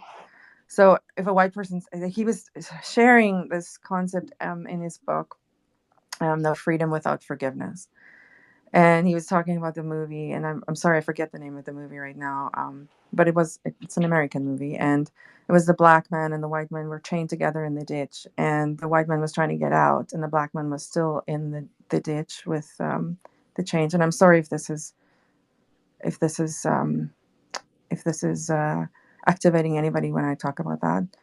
Um, he said that when the white person tries to escape, what we don't understand as white people, or that I don't, or that we as white people don't understand, is that we're chained to each other. And unless we both come out of the ditch, unless we help each other pull each other out of the ditch, we cannot be free. And so there's this belonging to each other. And I would, there's other people who talk about it more beautifully, but it means when I am part, if I become, I need to understand my connectedness to but my humanity is connected to your humanity.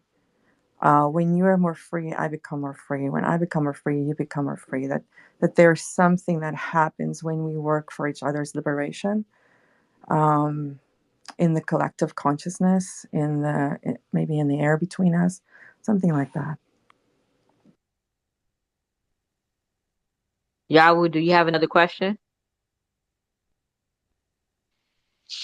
Um,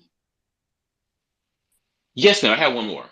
Um, Idelette, I heard you mention the term Ubuntu.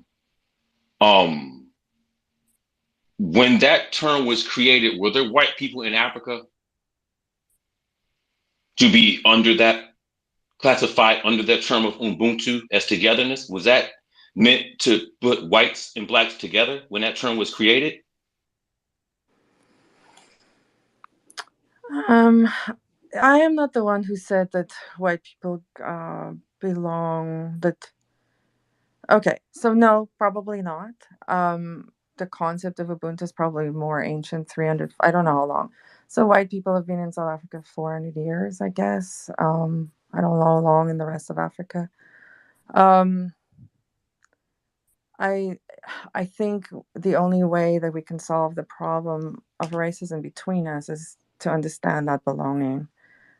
And I think I I received the gift of that word and the grace of that word. I didn't think I deserved it, to be honest with you, that belonging. And yet somebody like a Desmond Tutu and a Nelson Mandela was saying that this is the only way forward. And so that was for me, not that I deserved it, but it felt like a gift. And so um, that was the way, yeah, that was one of the ways that was one of the gifts along the path. And it is one of the gifts along the path. And um, it's not a right. I think it's a responsibility.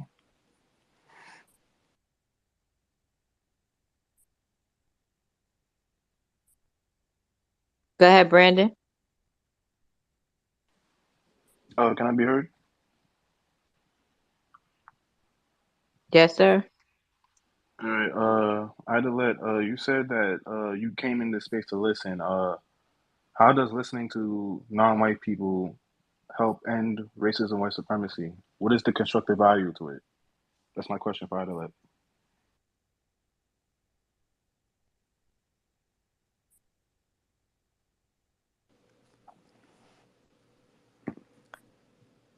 Um, I think when we hear each other's stories, when we hear each other's life experiences, ideas, thoughts, we can identify or there's something that happens in that, right? When we hear that. And so by doing that, understanding, I think maybe that comes back to me for belonging to each other. When I hear more of your story or someone else's story, I feel more connected to that person. And then I think part of that, then we can work together to uh, end racism and white supremacy. I think talking together, listening, um, sitting together in a circle or hearing each other's truths and honesty um, kind of breaks down some of that stuff. But I'd love to hear from you. What do you think? Well, first of all, Kwaku has his hand up. Kwaku, go next.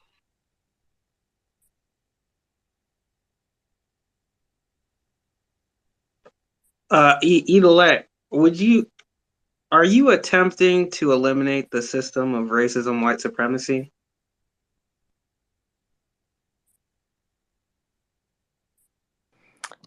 I really hope so.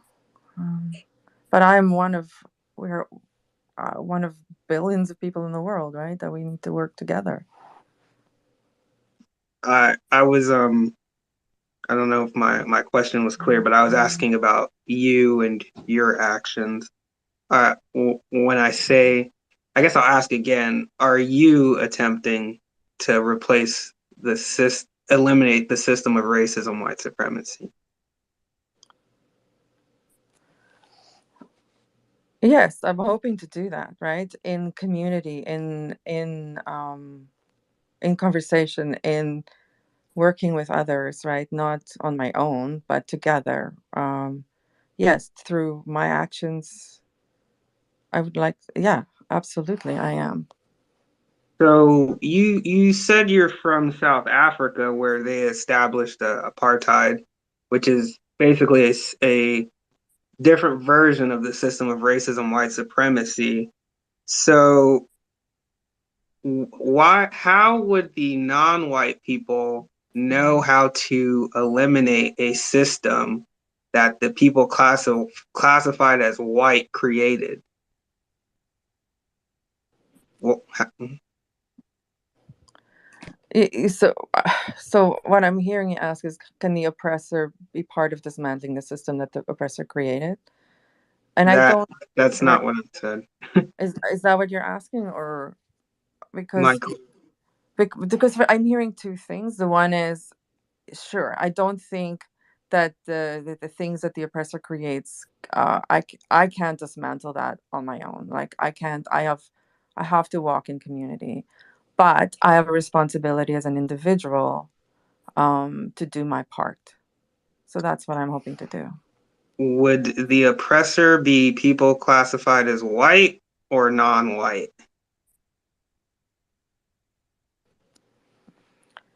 I think for me, it's hard to have these conversations without any context, right? And so not knowing, not seeing faces and sitting in a circle together, right? So I think for me, doing this is relational work. We have to do this in relationship, right? And so um Are you I'm sorry. sorry, go ahead. I didn't mean to interrupt you. Go ahead. No, that's okay. I'd like to think that we're talking together, right? Like that's it. That's um and now I'm trying, kind of lost my train of thought. Sorry about that.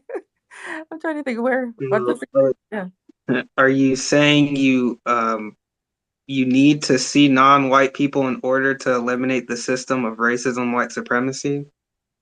I need to see non-white people. No, I don't need to do that. I need to do that when I'm sitting in my office in my own room, doing some of the work that I've needed to do. Um, no, I don't. No, I don't. I need to do it in my own time, in my own, even when I'm alone. But I also need to do it in a collective way, right? So going back to my original question, uh, about who's more informed, would it be accurate to say that white people, sorry, do white people need to come in contact with non-white people to eliminate the system of racism, white supremacy?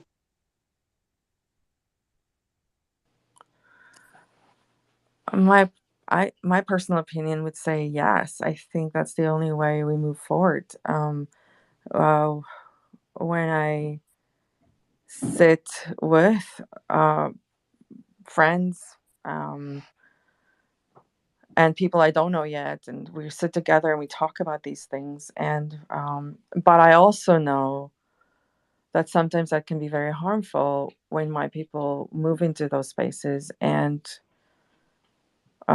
we haven't done some of the work, right? And so we can create harm. And but How so so? I think How it's so? How do white people create harm? How? when we're in a circle together or when we're in a group together. I think sometimes white people, when we haven't grappled with how we use power or how we show up in power, um, in certain contexts, um, and if we just perpetuate the old systems, then we can create more harm, right? Um, what do you think? I asked you earlier. I asked you, how do you, as a white woman, practice racism, white supremacy? I never did get a real clear answer to that.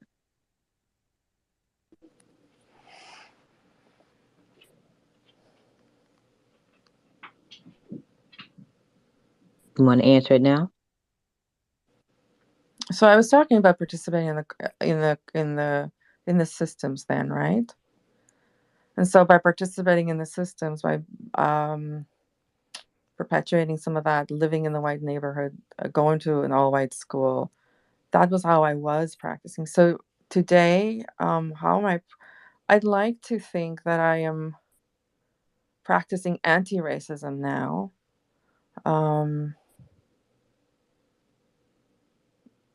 It's not.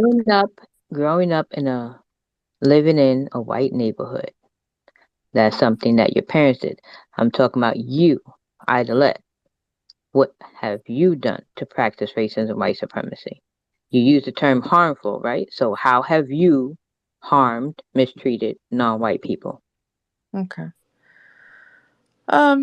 When that was a very specific example, when I have when I've asked a Black woman to forgive me for the sins of my forefathers, like because it was my guilt and my shame, and I was sitting in front of her and I was kneeling before her, but I was asking her to be kind of my, to kind of be the priest for the things that I felt guilty about and ashamed about, rather. So I was asking her to take on all the guilt and the shame that I'd been carrying and absolve me from it. That was one specific example, right? Another example is The maybe. guilt and shame from what? What did you do? So I think it's not I haven't like actively demeaned or dehumanized, right? For me, it's the little things that I unconsciously maybe did, that because of the system that was, or the ways of being that was embedded into me, right? Like not seeing, not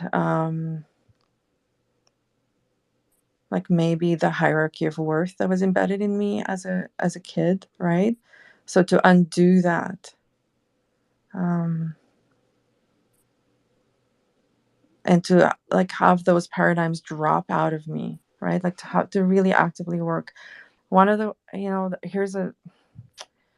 in South Africa, we participated in this, and this is probably more collective, but this I felt as an individual as well, as an individual way. We had a day, and again, I want to be mindful that this is hard. When I, as a white woman, I'm speaking about things that can feel, my words. I don't want to. If somebody needs to take care of themselves, please do. In South Africa, we had a day in which we commemorated the Afrikaner community. Basically, made a Sunday out of okay. Here's the history of this, isn't it? There was when the Afrikaner community kind of moved deeper into South Africa, there were a lot of the violence, right? In order to take on land, right? And so there was a and sorry, and some of this is I'm speaking now from in a different language as well, right? So some of the things I learned in Afrikaans, which is different language. But it was called the Day of the Vow, in which the Afrikaner community promised to God that we would commemorate this day in which we slaughtered thousands of Zulu people. And the Afrikaner people thought that God was on their side, or on our side, because like two Afrikaner people died and thousands of Zulu people died, and there was this river. It ended up being called Blood River because of the amount of blood that was in the river. And so they created this Day of the Vow to commemorate this day as a Sabbath, that this is the day in which God showed up for the white people in South Africa, right? And as a kid, we had to participate in this day, and I had to carry in a flag, and we had to say this vow that there was like this this prayer that we said over and over, and I had to repent of that because that was a way in which we participated, and that was racist. How dare we thought that God was on the side of white people, right? And now it's of course not there anymore, but some white people are still practicing that in South Africa, and wanting to be back, kind of go back to those days, right? So that's Has a non-white person ever accused you of practicing racism, white supremacy? no, I don't think I've heard somebody saying that to me.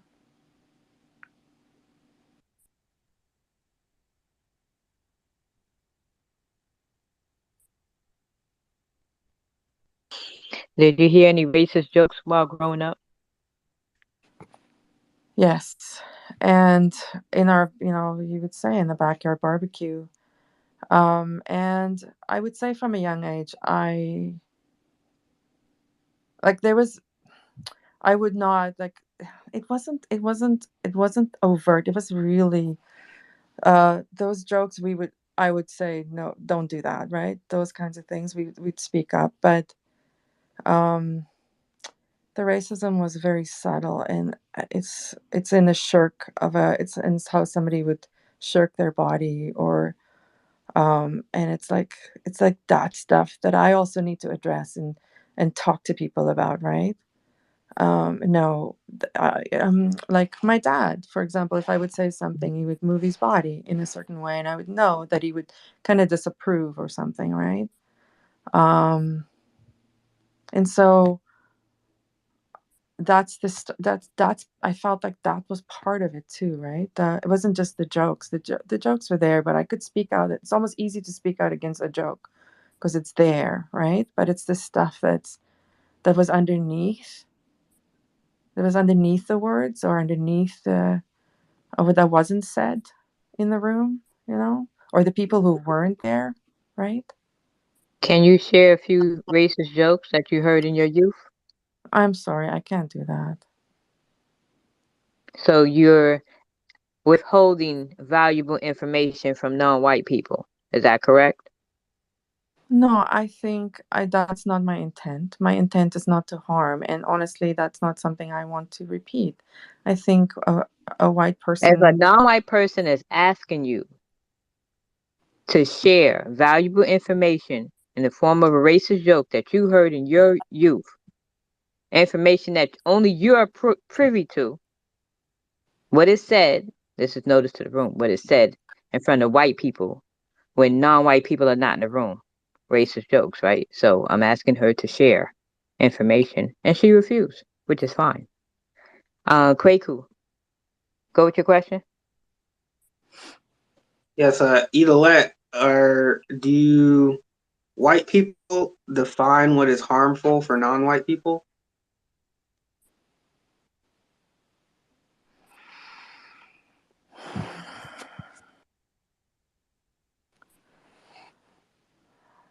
No, I can't do that. But I have to honor my humanity, and I think by honoring my humanity, I hope that I honor the humanity of the people here, right? And so for me to, that's not something I have done. So if you would like to have a private, to be honest with you, I can't remember the details of something like that. Um, I, um, I think I would ask what's the reason and help me understand. I think we're having a conversation. I'm here, and I've stayed. I don't think.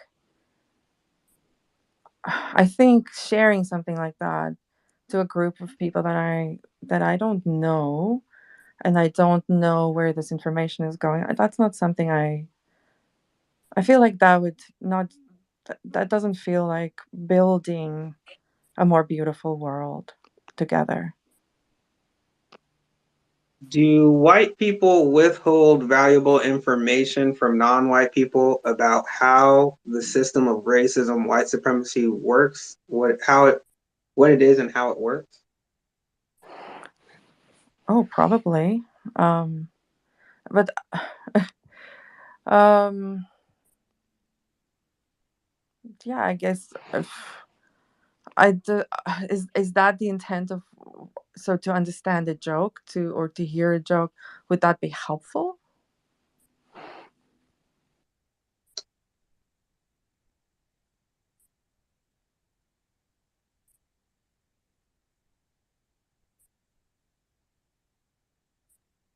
Who established the system of racism, white supremacy?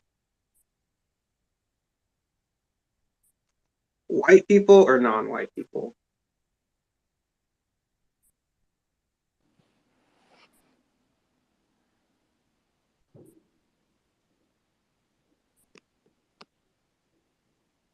I don't know how long you've been in the conversation, but I was asked a little bit about this earlier, and I believe, well, the system of white supremacy was established by white people for the benefit of white people, right? Uh-huh. And so, yeah, does that answer your question?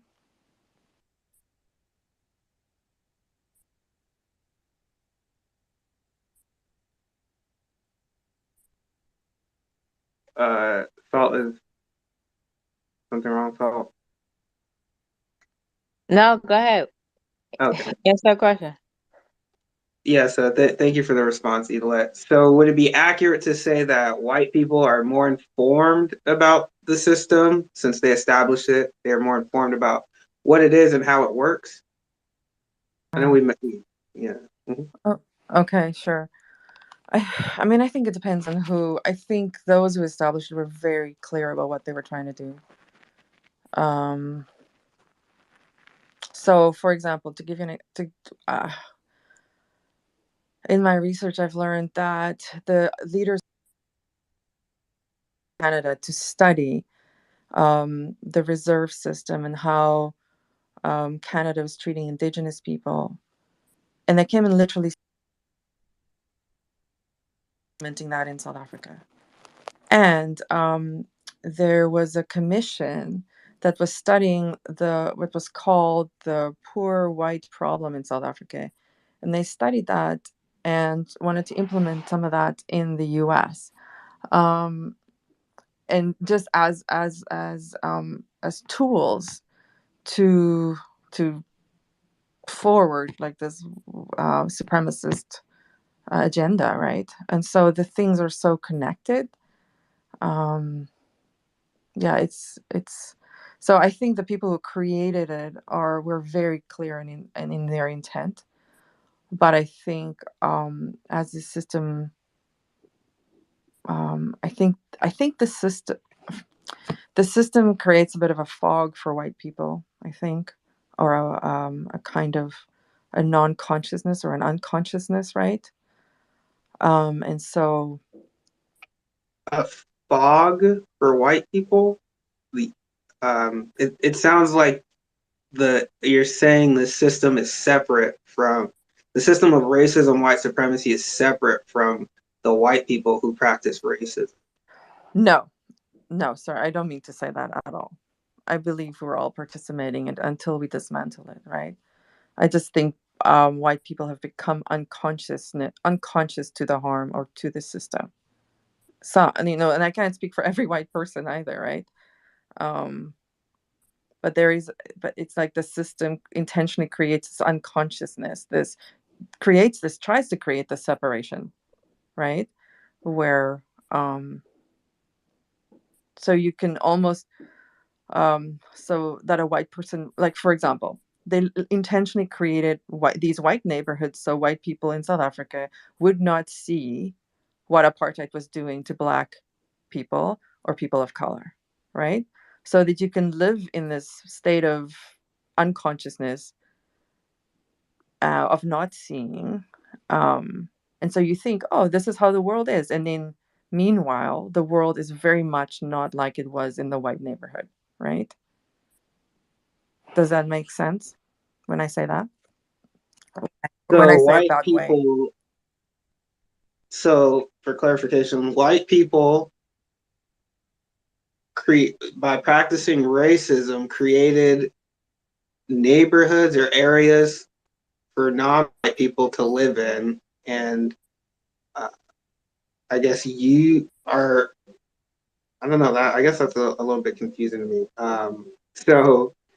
So white people by practicing racism created these areas where they have put non-white people so that they didn't have to come in contact with them and therefore could abuse, subjugate, inferiorize them. Is that accurate? Oh, I don't know how long you've been in the conversation, but I Whole but time. my context in South Africa during apartheid. Yeah. So Yeah. So yeah, okay. okay. I mean, white people would be conscious of doing that, wouldn't they? I think the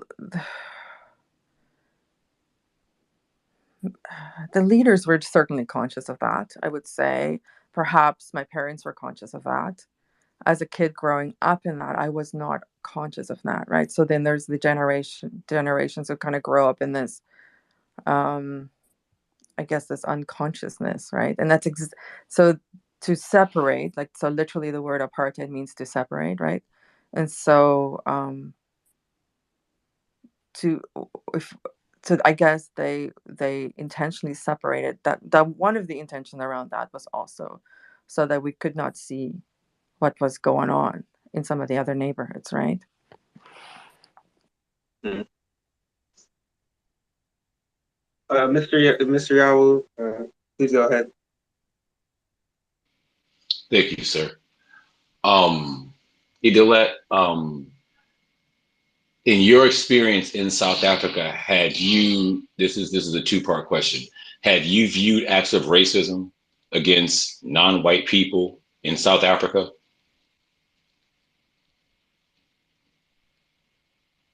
Oh, absolutely. Yes.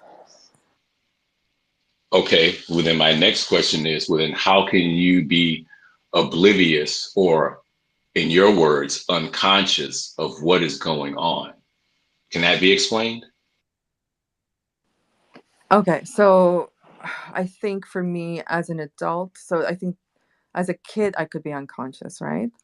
But as an adult, after I had kind of started reading other materials, started kind of learning and becoming more conscious, then you see those things, right? So, and then I reflect back on the acts of racism, right? So that's why I was talking. So yes, I think there can be an unconsciousness, absolutely, and I see that in people creating, even still in South Africa, enclaves of whiteness, right? To protect them, so they don't have to think about what's actually happening um, around them. And do they see overt acts of racism? Maybe. I would say I classify an overt act of racism. Oh, well, I would say I was walking into a coffee shop in a place in South Africa, and literally in the coffee shop, everybody was white. It was the people sitting at the tables, whereas everybody was serving were people of color or black or indigenous, right? And so I was like, there's racism in this room right now. I thought I would name that as an act of racism, right? Or a consequence of racism in South Africa. Would I have seen that? Did most people sitting at those tables see that as that? I don't know. I don't think so. And that's sort of the daily life. Things are changing. I don't. Yeah, I don't even want to talk about that. But for me, when you talk about did I see overt acts of racism, that was one of the images that came to mind for me because that's and that's not the stuff you like the um so much of what the apartheid government was concealing any information that criticized the government, right? So the news media was controlled by the apartheid government. So you couldn't see the stuff that was happening in the townships, or like the newspapers were certainly only giving, well, the white newspapers were only giving one perspective, right? And so it was in that way they were they were very intentionally crafting that separateness.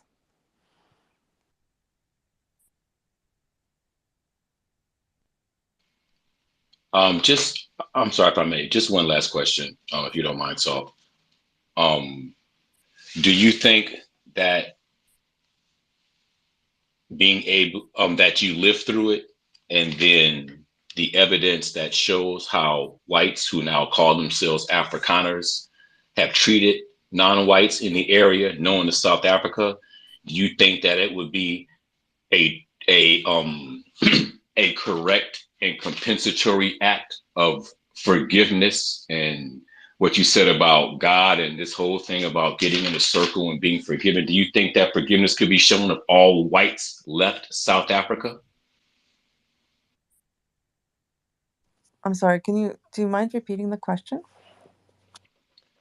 Do you think that how you talked about there was a ceremony of forgiveness, do you think that it could be said, or would you agree with that, to show an act of compensatory forgiveness or making up for what has been lost in South Africa by whites who call themselves Afrikaners?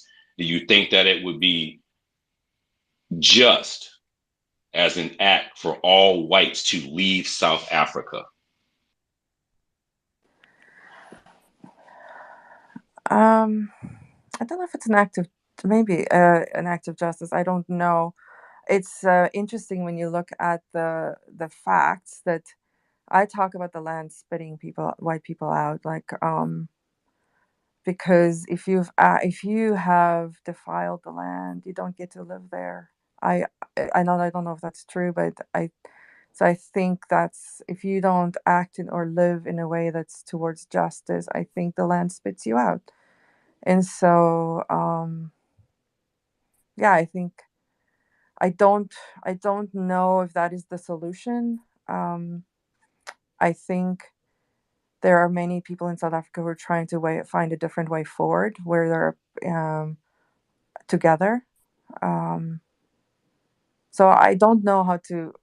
I don't know if that is. Uh, I don't know if that is the correct way.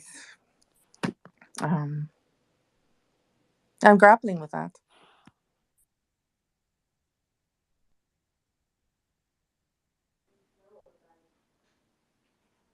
Can I ask a question?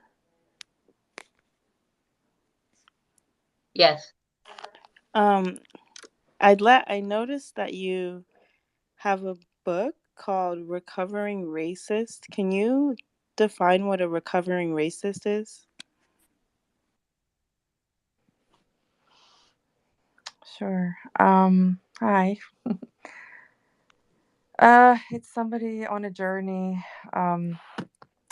recovering from the systems that we've created, or dismantling the systems, and being on a daily journey to unlearn the ways of being human, and to actively work against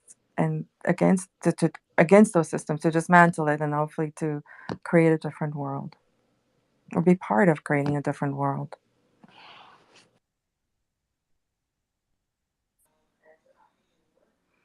And another question I had is, thank you for your response, is what is your definition of justice?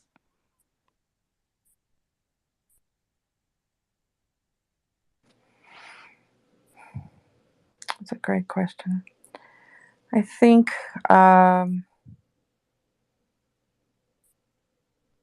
things are right in the world, right? And it is when the daily systems actually work for the good of everyone. And when there is a flourishing of people, right? Like when there's justice in the land, there's a flourishing, and when there is not, some are being oppressed. And justice is a kind of rightness when things are right in the world, when a sense of, like, I think it includes a sense of, yeah, that's my definition on the spot. There's many wise and learned people who can tell you that.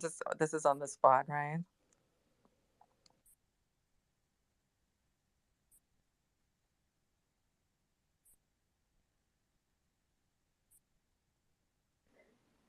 Thank you.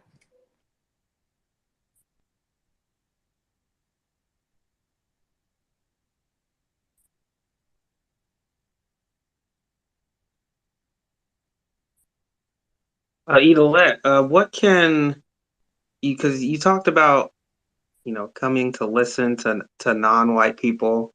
In my view, if white people who are coming in contact with non-white people are not sharing constructive information about the system of racism, white supremacy, what it is and how it works, the white person is not providing anything of value to the non-white people. With that being said, do you think it is correct for non-white people to suspect all of the white people who are able to practice racism of being a racist, including yourself? Yes, I do.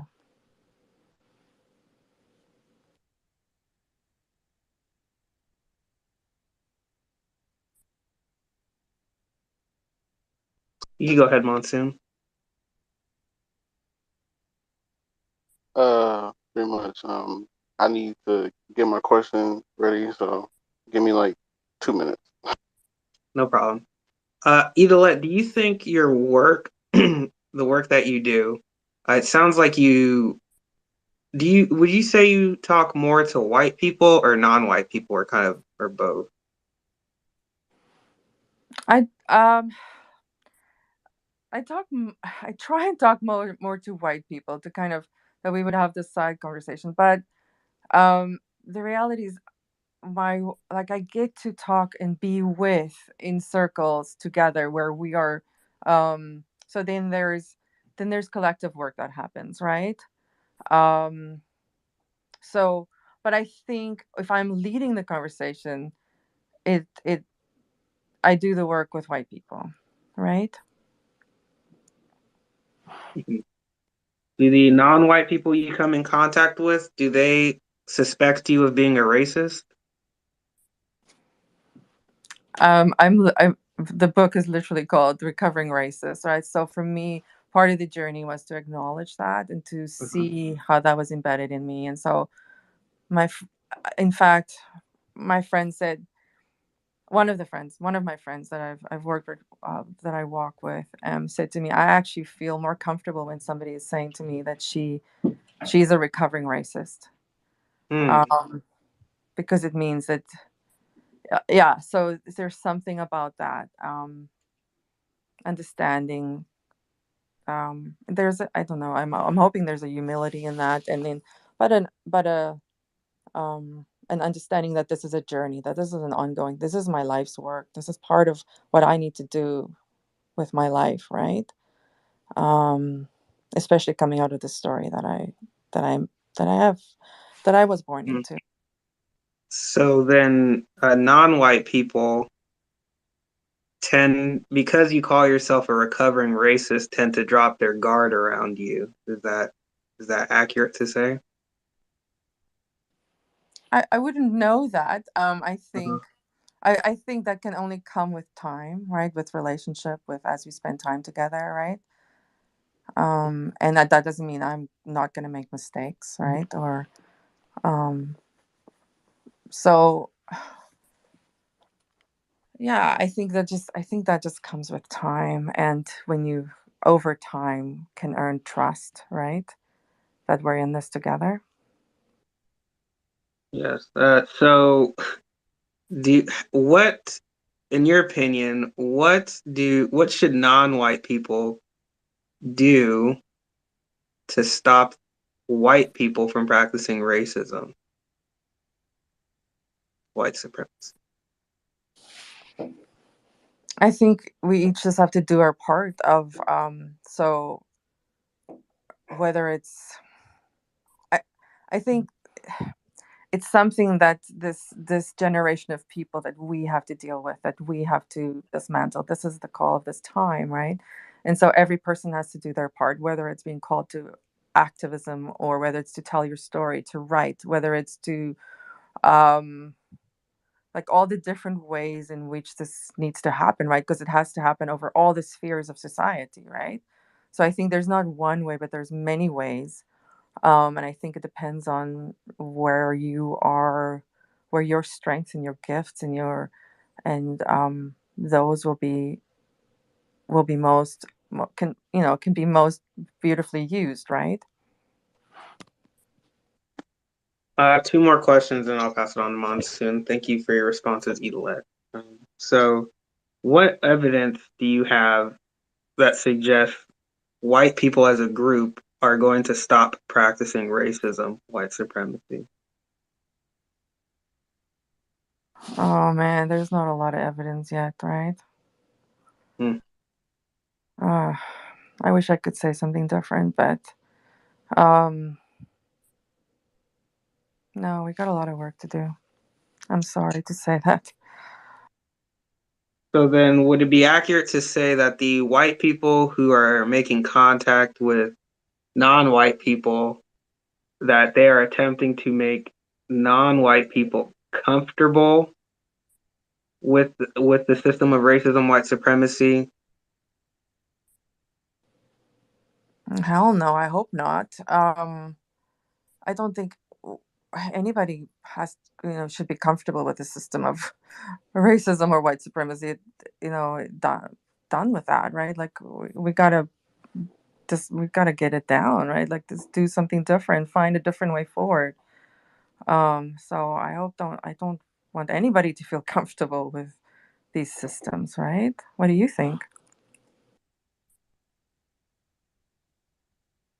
So would it be accurate to say white people would rather make victims of racism comfortable in the system of racism, white supremacy, rather than eliminate the system of racism, white supremacy? That's my last question. I think it depends on if it's white people who want to perpetuate it. Then yes, they would love for Black, Indigenous, and people of color to be comfortable in it, because then it can just But if it's somebody who understands that the system does not work for the benefit um, of all, and that therefore we need to dismantle it, then no. Um, I don't think those people want the comfort. No, the comfort. No. I mean, just a comment. It seems like a lot of white people are organizing circles, organizations, uh, campaigns to get people to vote. All of those things, many of them have pointed to not being successful in eliminating the system of racism, white supremacy. Yet white people continue to promote, endorse, and support non-white people engaging in these activities.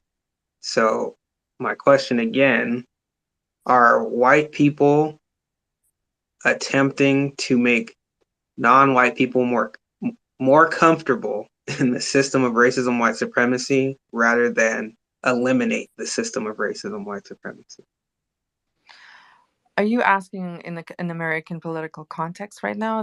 Globally. Uh, I'm sorry. I'm still not quite understanding the question or the context for the question, please. The context is racism, and it's evidenced on the planet globally.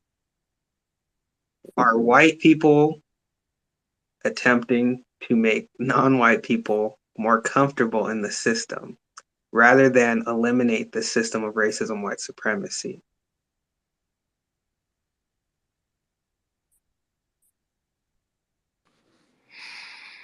Wow, that's a good question. What do you think?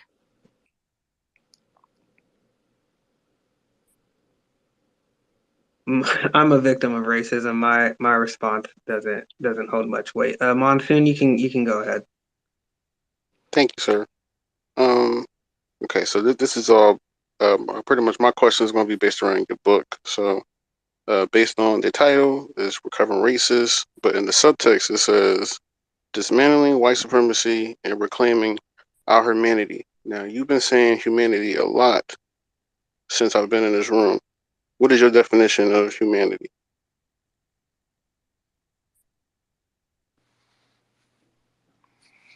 Start being human. Just our humanness. I think waking up out of the story of apartheid in the South African context for me, the work that part of the work, other than dismantling white supremacy, is this reclaiming of humanity. When we dehumanize others, there is a dehumanizing.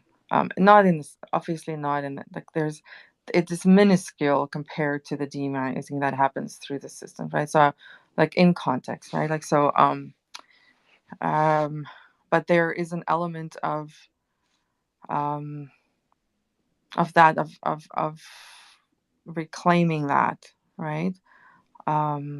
So does that answer your question? I wanted a definition. You just gave me a bunch of words.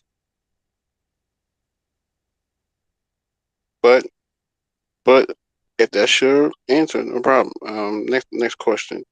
What is a recovering racist, and how is that practiced?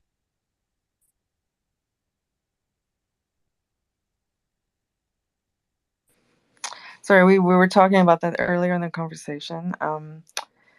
And a recovering racist is somebody who's in recovery from how the system of racism was embedded into our consciousness. I'm talking to white people. The book is to white people. And it is to recover from, to be in recovery from the disease that is racism, and to understand that that was embedded into consciousness, into ways of being, into understanding. And so to day after day try and figure out, how have I bought into that? How am I part of that? How am I still playing into it? How am I benefiting from it? And to actively work against that, to leave that way, to try to learn new ways. There's in the book I talk about 20 sorry, just like I just got a lot going on here too.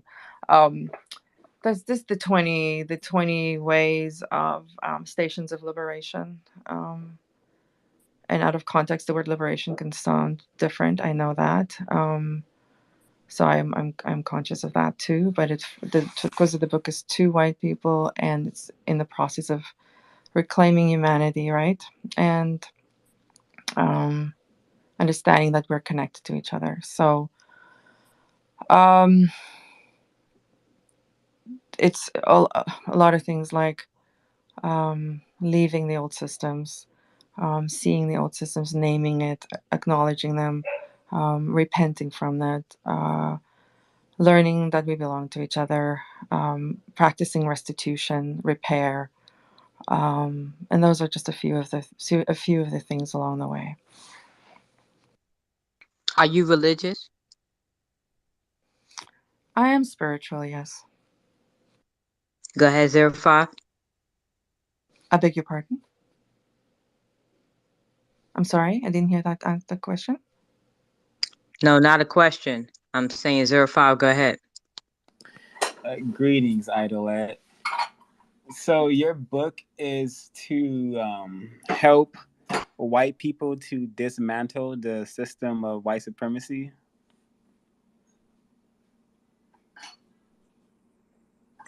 It's to the idea is that we do less harm so that we interrogate how is there white supremacy within us, within our own bodies, within our own ways, um, and then so that we can be part of the larger, join the movement to dismantle white supremacy, right? So it's a small part, it's a side conversation, it's not, but it is to have the conversation, right? To ask really hard questions of each other, to not shy away from, to not seek comfort, right? But to sit with the discomfort of this, right? Um, so yeah. The subtitle is Dismantling White Supremacy. So, what are you telling the white people to do? Can you give us more examples of how are you telling them to um, be what you call it, anti-racist? Okay. Well, one of the things I call for restitution, that people literally should give money to repair and restitution. That if we've benefited from the system, to figure out how have I benefited, how much have I benefited, and to start paying repair.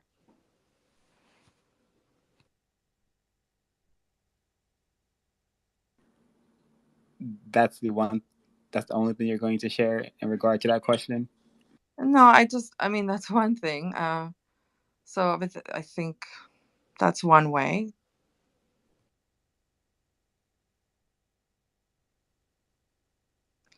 I ask people to understand their place, to ask how have they benefited from racism, and to then take conscious effort to,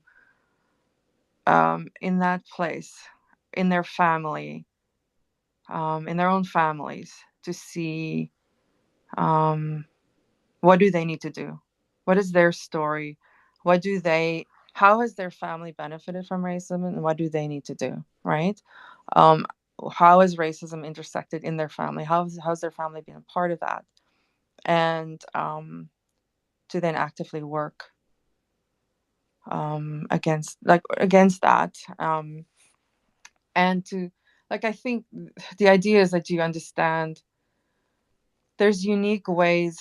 Um, there's a there's a there's a website called, no, I'm sorry, I'm a little bit tired over here, but like there was a website called Six Word Memoirs, but then there's somebody else created a website where you can write your story of race in 6 words. um, and so, I think it's important for white people to talk about, to think about what is their story of race, and then to see, okay, so what do I need to do, at the place where it intersects with the larger story of our humanity. Sorry, excuse me, I gotta just.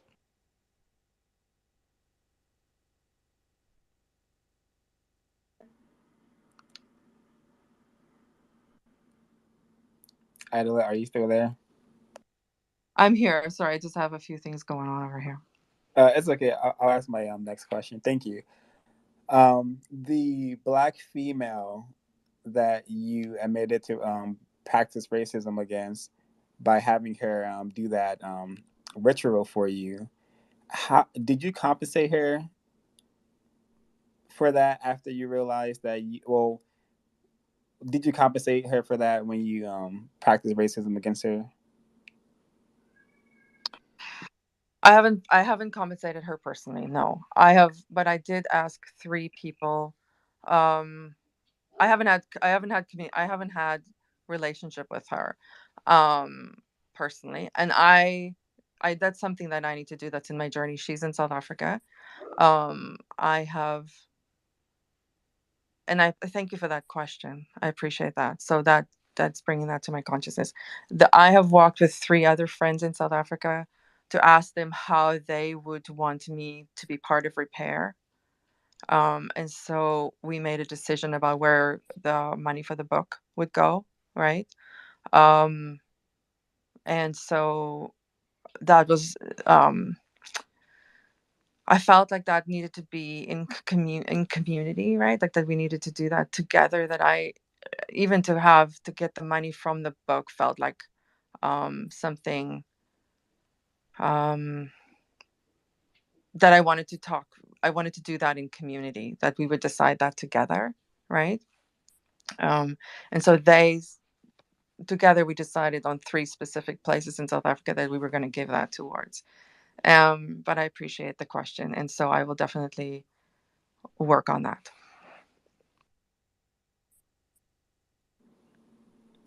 Go ahead, Mr. Monsoon. Thank you, sir. Um, who was this book intended for? Or basically who? It is 2 white people who want to find a different way forward, right, and to be on this journey. So I say that we're basically sitting in the basement having these conversations so that we can join the larger conversation. So it's 2 white people, but I hope it's for a different world. Okay, so based on that logic, it sounds as though you think that white people are still ignorant about the system. So based on your book, is there any chapter that talks about the so-called ignorance of white people? And unconsciousness, absolutely. The first chapter is acknowledgement, that we have to acknowledge this. And the second chapter, the whole section is around awakening, kind of waking up to this idea, right? So yes. Go go ahead, O5. Okay, so the victims of racism, we are in this room to replace the system of white supremacy with a system of justice. Justice meaning guaranteeing no one is allowed to be mistreated, and those who need help receive constructive help. The people who need constructive help the most receive constructive help. So you keep saying that you keep saying these terms, a larger conversation and a different way forward. Where are you trying to go, and who's having the larger conversations, and what is the conversations being pertaining to?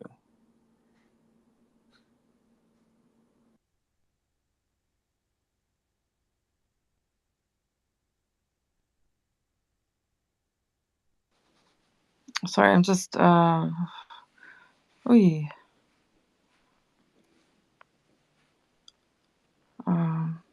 Sorry, I'm just my phone is doing weird things.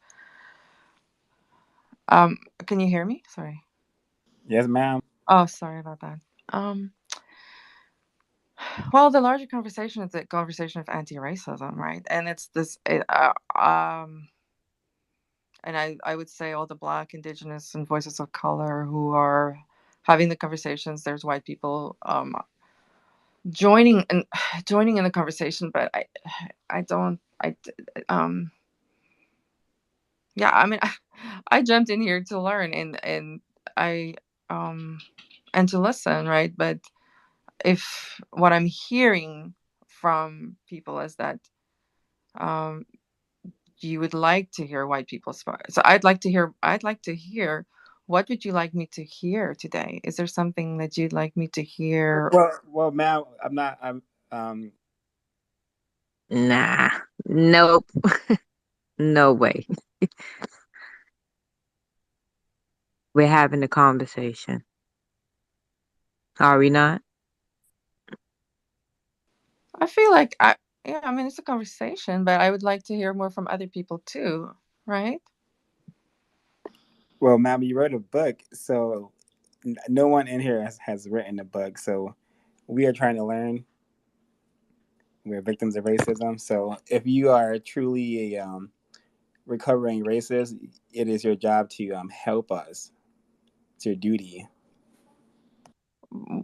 I guess what do you want me to what would you like me to help you with? Um I'm here, right?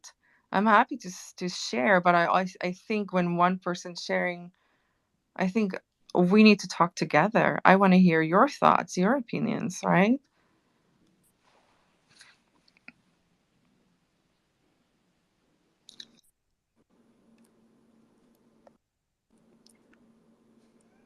I said while we were here, justice, that should be everyone's goal and agenda here.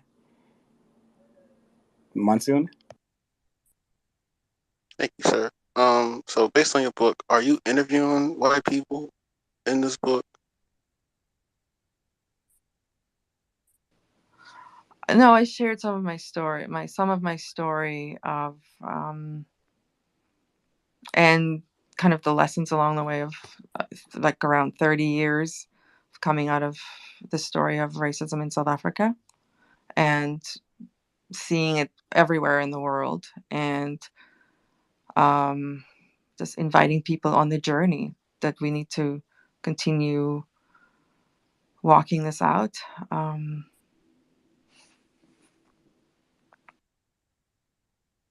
How did other white people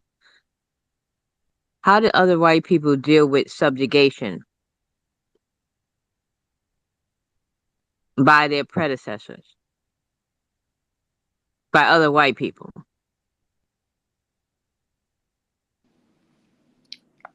I'm so sorry. Do you mean in South Africa? Or I'm not understanding what you're saying. Do you mind repeating the question?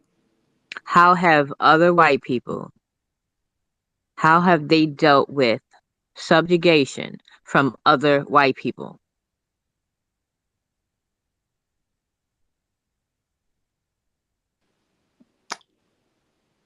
Where do you mind give me an example of what you mean, please?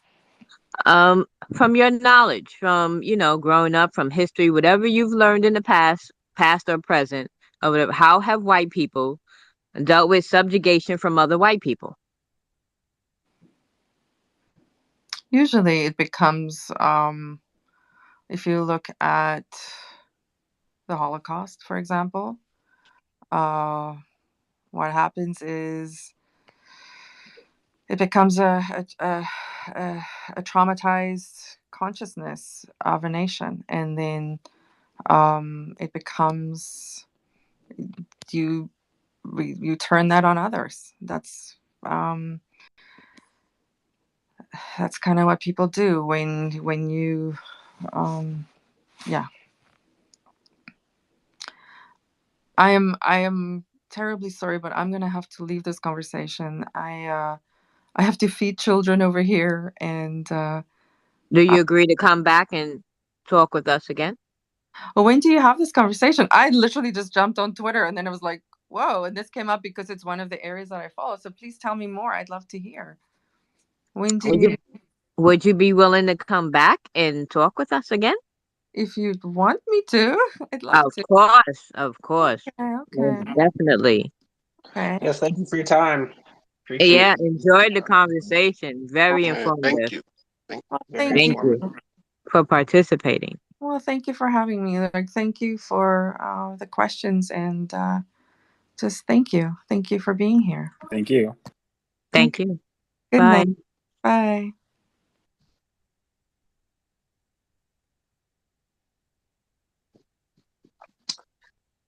I hope I can be heard. Yes, Uh, sir. Yes, sir.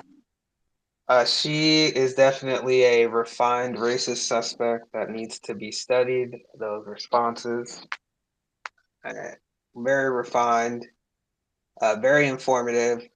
Agree. Agree. Mhm. I thought her saying, I don't think I asked either, which I should have, but her calling herself a reverse racist made people more comfortable around her. I thought that Wait, that was extremely interesting. wait. Is Not that reverse racist, sorry, yeah, recovery. yeah, recovery? Oh, okay. Because I was like, is that Wait, why hold on a this second. action? Wait, wait, Sorry. wait. Wait, Ken. Join the conversation. You've been here for the longest. I would like to hear your thoughts. Participate. No, no. Come No, because on. like I was wondering why Miss Action had the reverse racism in her little title. That's why I was like, oh, is that why she's like got that up there? But okay.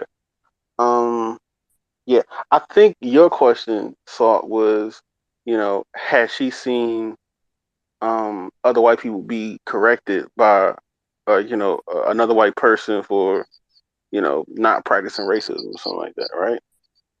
Well, you talking about that very last one? Yes. I got that from Ray, and I don't think I didn't ask it right, but Right. it was asking her how does other white people, because let me roll back a little bit. So wait, I hear some noise. I don't know what that is. Okay, yeah, can't have too many mics on, too much feedback. So somebody asked her for a solution, like what should non-white people do? And Okay. she, talked the way she was talking or whatever. And then Ray asked way down the line, he asked about like, hey, how do white people, how do they deal with it when other white people try to subjugate them or whatever? Like what has been done in the past or whatever. And of course, white people will never give that same suggestion to non-white people because they came at it with violence. They went to war. January Yes. 6th, etc. So, like, yeah, that's why I was trying to ask that question again. But Okay. Ray was so on point with that. But no, that was originally Ray question. Okay. Was she the only guest in this space or no? Well, it was quite a few, but Okay. I haven't figured Gotcha. out how to manage that, whatever. But yeah, it was a few. Okay. That's all. Yeah, the first white person that we were speaking to was much Hey, less hey, hey, listen. refined. Hey, listen. I will listen to it for myself. I was just asking the Okay. question. Okay. But she definitely. Oh, I think people have their hands raised. Now go ahead, Kwaku. Ken, hit Okay. the mic. Come on. I know you heard some things. I mean, share. I'm curious. I want to know what you thought. You agree, disagree with us questioning white people? Absolutely, Ken. No Non-white spectators. people to participate. Yeah, no spectators, sir. Uh, yeah, other people, not my space, but recommend coming off my mute. But the deflections, the redirections were phenomenal from the racist suspect. I even caught myself at one point, kind of asking a question about her redirection, and I think you jumped in because I Notice how she tried completely to flip forgot. this time. Wait a minute, Kwaku. Notice how she tried to. I want to hear what your thought. What do you think? Notice how white people try to flip the question back on you. Mm-hmm. Mm-hmm. Notice that. Nah, never fall for that. Nope. No, no, no. Last thing. When Saul asked her question about racist jokes, when Kwaku asked his first question, I think she was answering Salt's question. That's why I was hoping that Kwaku would have like stopped her to like Mm-hmm. Mm-hmm. answer your question, because like to me it felt like it wasn't a deflection. It just felt as though she heard your question, but she was going to answer Salt's first, and that was her response. So yeah, to me, I saw that as somewhat of a deflection, but I think that she was just answering Salt's question. But you never went back to your actual first question. You just moved on to your second question, which is okay, rightfully so. But yeah, like I said, just for the small portion of me being in here, yeah, she was very refined. And plus, it looked like she was from Canada. She's from South Africa. She claims to Oh, reside in gotcha, Canada now. got it. Go ahead, Yahweh.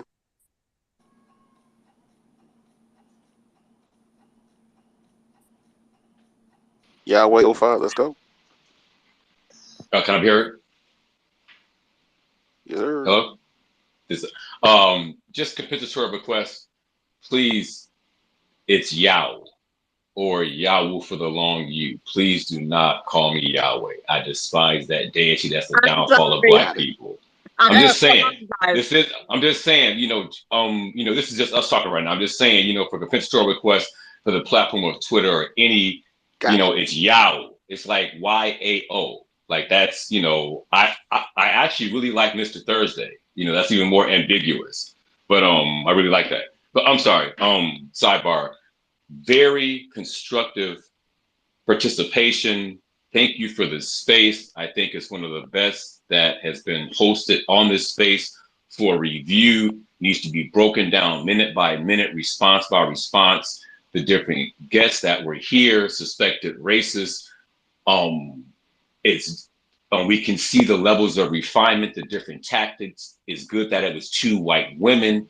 The laughter, all the points that you all have brought up, the redirect, the time shifts, things that they will never admit to. I think this needs to be studied and reviewed.